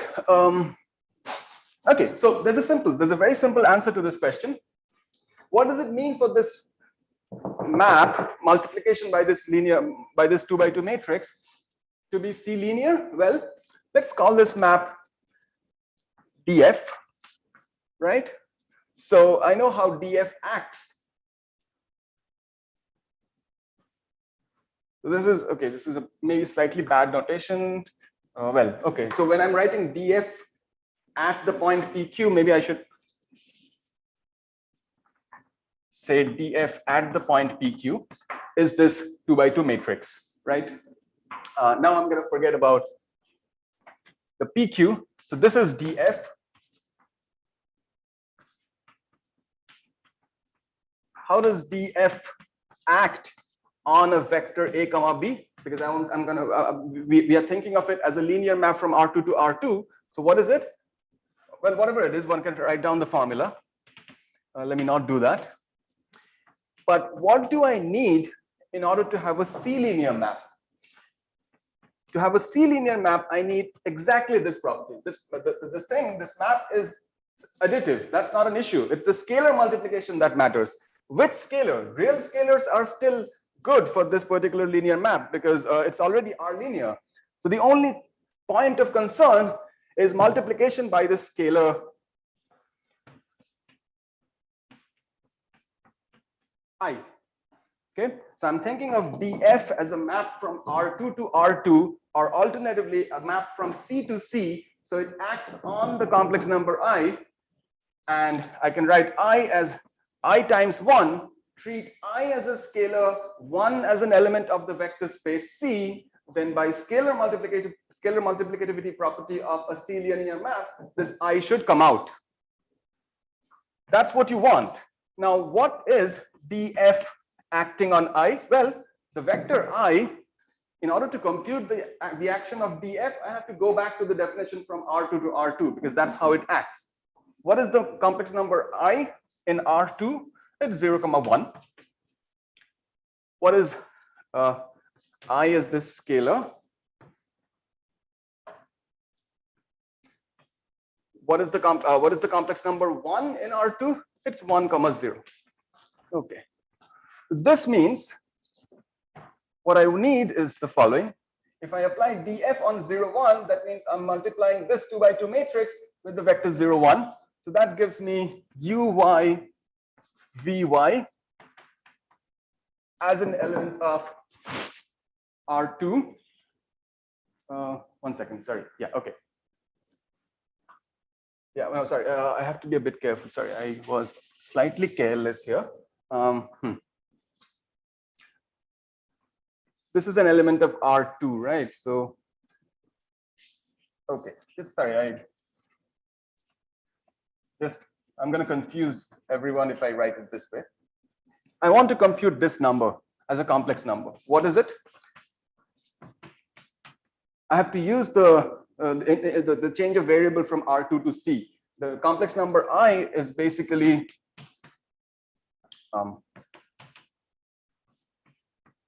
0, 1. So that gives me UY, VY. But then I have to go back to my C notation where this thing is UI plus IVY. Is this particular computation clear? I'm acting my linear map, R linear map DF on the complex number I, which basically means you first acted on the 2x2 vector 0, 1, because that's what corresponds to I. What you get is an element of R2. You write it in the complex notation. I need to do the same thing here, because this is a complex number. As an element of R2, it's 1, 0. So if I multiply this with the vector 1, 0, I get ux vx. But as a complex number, this is ux plus I vx.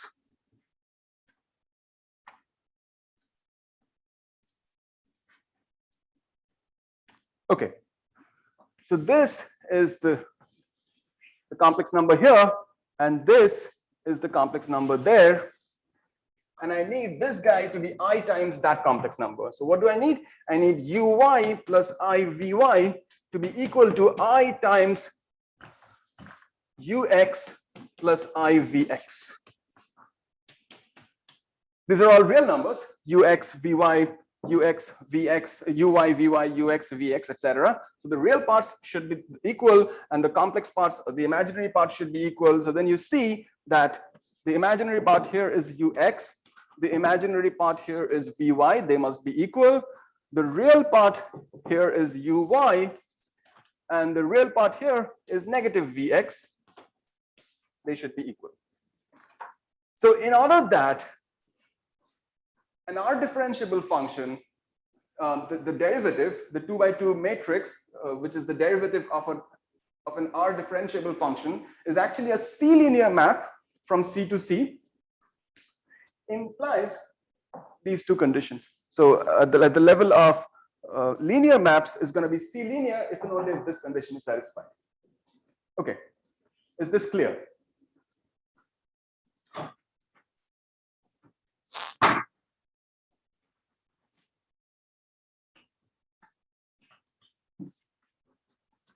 These two equations are called the Cauchy-Riemann equation.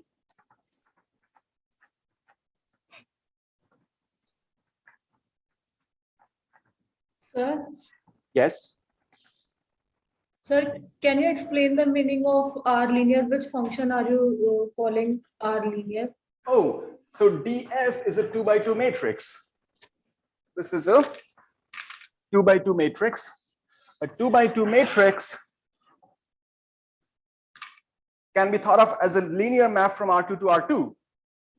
It can also be thought of as a map from C to C. I know that a 2 by 2 matrix is an R linear map from R2 to R2, but is it always a C linear map from C to C? When I think of C as a vector space over the space of over the field of complex numbers. Did I understand? Yeah. Okay, got it. Right. So this is always an R linear map. Any 2 by 2 matrix is an R linear map from R2 to R2. But then since R2 is canonically isomorphic to C by the usual A plus IB going to AB transform, this clearly gives me a map from C to C. Is this map a linear map, viewed as a map from the vector space C to the vector space C over the field C? Okay. That's what we are checking. Okay, so this gives rise to the first definition of complex differentiability. So my first definition of complex differentiability is that I can make sense of R differentiability of a function, and then I want to impose these two conditions. In order to be able to make sense of R differentiability, say this condition, this theorem tells you that R differentiability, and in order to have R differentiability with continuous df, you need continuous fast first order partial derivatives. So that's what I'm going to require. I have a subset D of C. Codomain is my complex number. I'll call it complex differentiable if the first order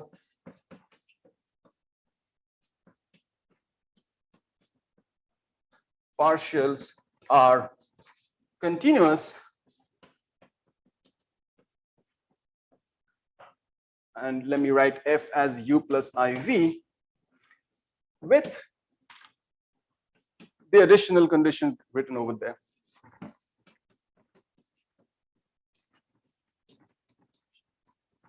And these conditions are called Cauchy-Riemann equations.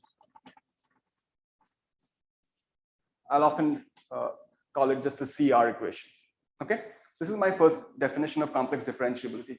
And this differentiability, this particular definition, is motivated by C linearity of the derivative. The derivative as a map from R2 to R2 is always an R linear map. I want it to be a C linear map from the complex field to the complex field. That's what motivates this definition. All right, good.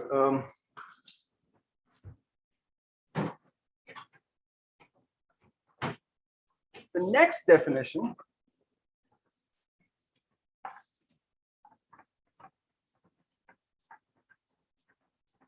actually, maybe just before I go to the next definition, let me say a few words on why this definition is good.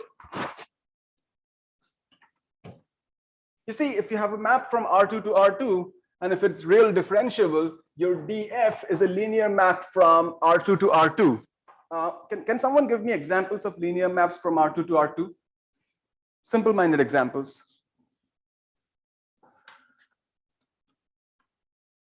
Just the simplest, most trivial examples of, except the zero transform.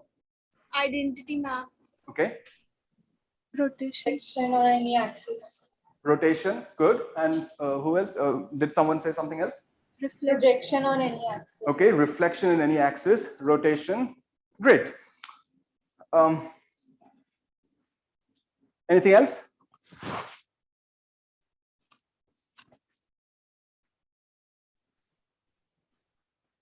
Can a linear map send a circle to an ellipse like this?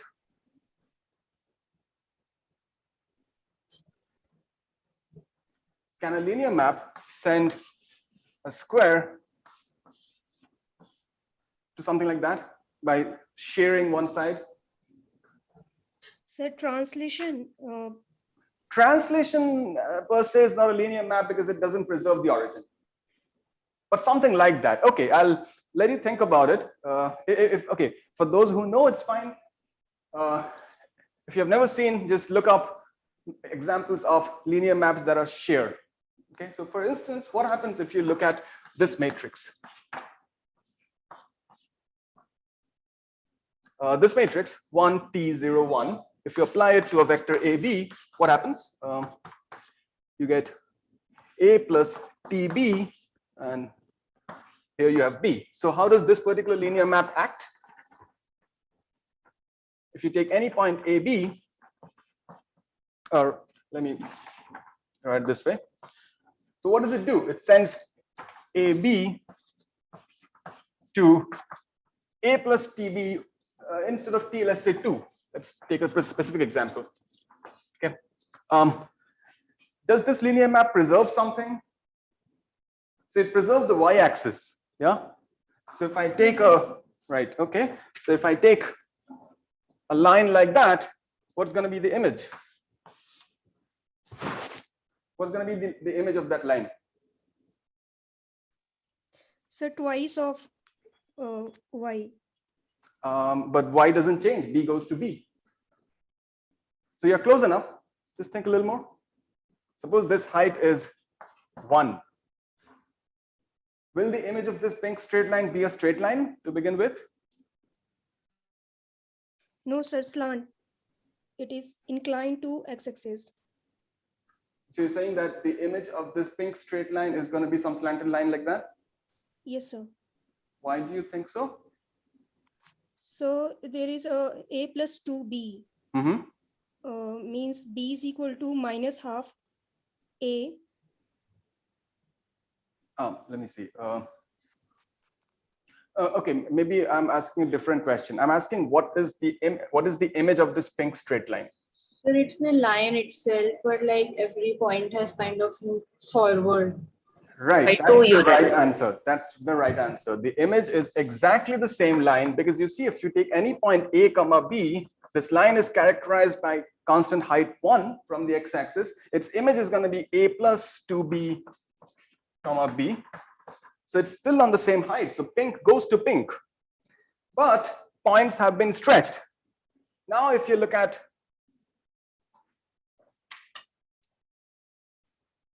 let's say a rectangle like that, or a square maybe, what is going to be the image of this square? Now you can see on this side, actually nothing happens, because on the x-axis, b is equal to 0, so there is no stretching, there's no translation on the x-axis edge, so that remains as it is. However, this guy gets longer.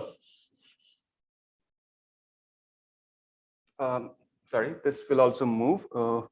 Yeah. Anyway, it'll look like something like that, right? All right. So this is an example of a shear transformation, and this is a linear map. Clearly, it sends a square to something like a parallelogram or some quadrilateral. But the point that I'm trying to make is that if you know this example, you can also construct linear maps that send circles to ellipses. The first few examples that you guys gave me, the identity map or the rotation map or or dilation, these do not send circles to circles. These do not send circles to ellipses that are stretched. But this guy does. The image of a circle under this guy is not a round circle. It's an ellipse. So in general, if you look at a real differentiable map, its derivative is just a linear map with no additional qualification. So that guy can send the derivative. If you think of the derivative is a linear approximation of a function. So near a point, the map behaves like the derivative up to first order. If you draw a very small circle around a point, its image under the function can be approximated by looking at the image of the circle under the derivative df. So in principle, that could be an ellipse. However, that is not the case for complex analytic functions. The Cauchy-Riemann equations have this interesting geometric interpretation.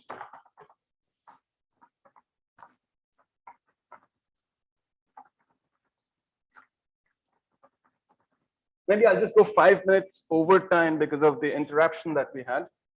Is that okay with everyone? If it's not, please let me know. Sure, Sabya, please take your time. Yeah. Okay, thanks. All right, so if you have a complex analytic function, your df is ux, uy, vx, vy, where the Cauchy-Riemann equations are satisfied. So these four numbers are not completely arbitrary. Vy is actually ux, and uy, let me keep uy here, but what about vx? Vx is negative uy. All right, what is the determinant of this matrix? It's ux squared plus uy squared, right? So that firstly, that tells you that the determinant is non-negative. Secondly, I can write this matrix in a very special form. Let me write that. So assume that the determinant is non-zero.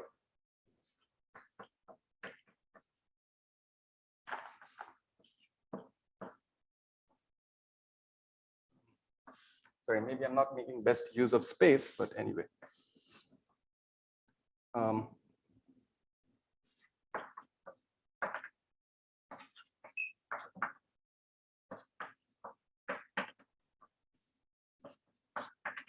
All the denominators are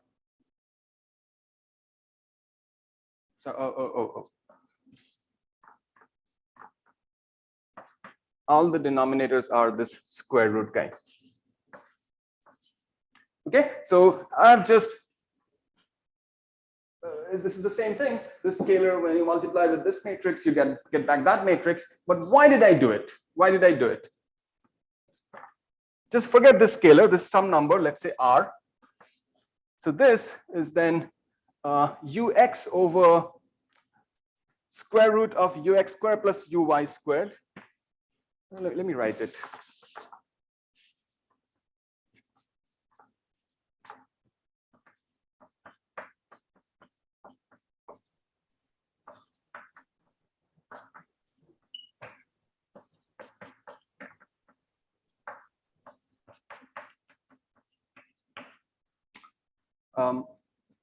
Can someone tell me anything special about this matrix? Basically, ignoring the exact forms, here is some number, call it alpha. This is exactly the same number, alpha. This is some beta. This is just negative of beta. And if I take alpha squared plus beta squared, what do I get? I get ux squared plus uy squared over ux squared plus uy squared. So I have alpha squared plus beta squared equals 1. So the derivative. Sir, orthogonal matrix? This is the rotation, exactly. This is the rotation, right? I can write it as cosine theta, sine theta, negative cosine theta, sine theta. So this is an orthogonal matrix. Yeah? So then what does df look like? df as a linear map from R2 to R2 is multiplication by a scalar. Multiplication by a scalar sends circles to circles, composed with a rotation. A rotation, as you know, as you said, orthogonal matrix or orthogonal matrices are isometries, so they also send circles to circles. I mean, a rotation, more pedestrian way of saying this is that rotation sends circles to circles. So that's why if I have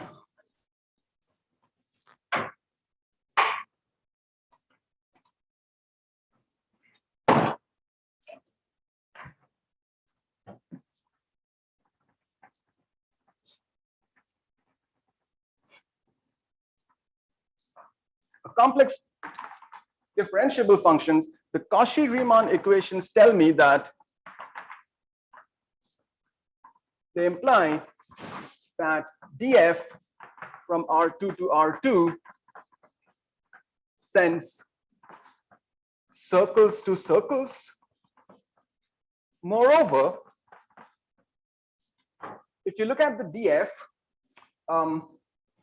it's multiplication by a scalar and its rotation. So now you think of two curves in the domain.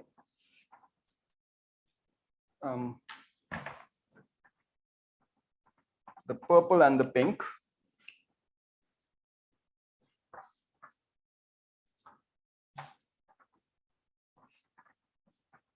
You want to apply a complex analytic function, a complex differentiable function using this definition on the two curves.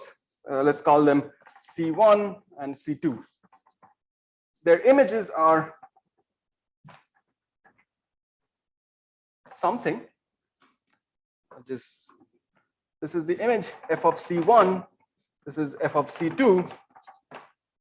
Suppose that the angle between the curve C1 and C2 at the point of intersection is theta. Can you say something about the angle between the curves FC1 and FC2 over here? It'll also be theta. Theta only. Exactly. It's also going to be theta because the angle, by definition, the angle is basically the angle between the tangent lines.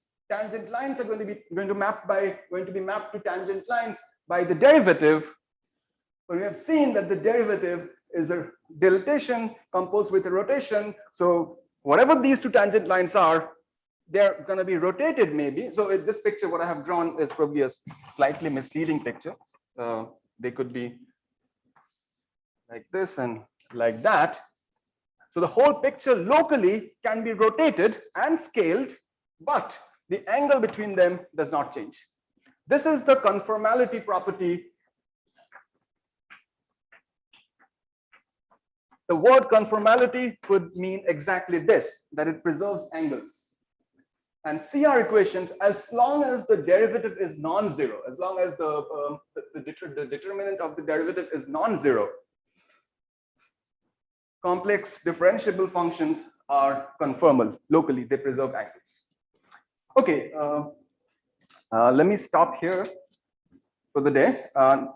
Next time, I'll start with I'll state two different definitions of complex analyticity. So that's the sort of main point of complex analysis. One reason why it's so powerful is that there are various approaches to the same concept using Cauchy-Riemann equations, using a difference quotient definition, and also in terms of power series and certain integral representation. So I'll state the other definitions. I'll start by stating the other definitions tomorrow, and we'll work towards a proof of equivalence of all these definitions on Wednesday. After that, we will look at some applications. Okay, thank you. Any questions? Sir? Yeah. Sir, to calculate Cauchy-Riemann equations, yeah. Why the DF is estimated at point I, can we take any other complex also? Absolutely, absolutely. If you want,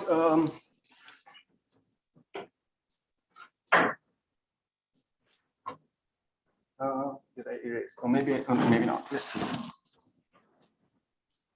Okay, so yeah, so this was the calculation, right? So instead of I, you want to take whatever, 2 plus I or 2 plus 5I. You'll see that the whole calculation boils down to exactly this calculation, because DF is an R linear map, so it already has additivity built into it because it's a matrix multiplication. So additivity is not a new thing for DF, it already has it. Scalar multiplicativity is also there because it's an R linear map from R2 to R2. So scalar multiplication, if the scalar is a real number, scalars will come out. That's not an issue. The main issue is whether complex imaginary scalars come out, and the predominant imaginary scalar is the number I. That's why I did it with I. But of course, feel free to check with any other complex number. It'll give rise to exactly the same equations. That's it. Okay. Okay. Okay. Anything else? So I have a more general question. Yeah. I don't understand why differentiate. So I understand here that we were essentially extending the linear R differential to a linear complex differential, and hence we were taking the matrix of I and 1. My question is, why do we require differentiation to be a linear operator in the first place? No, that's the desire. You want so okay. More generally, you want your derivative to be a map as a linear approximation. That's the property you want to generalize. I mean, it's a different question what you want to generalize. There are some other notions of differentiability, like fresh air differentiability and so on. But the most basic thing that you want to generalize from R to Rn is the notion of linearity.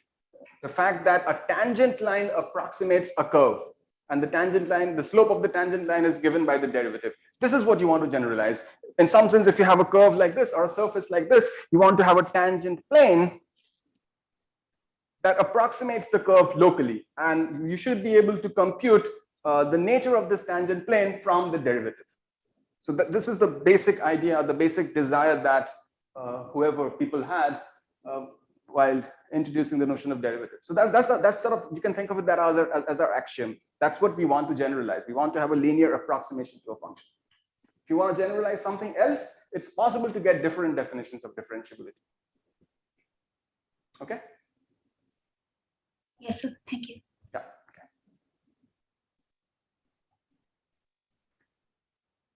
Okay. All right then.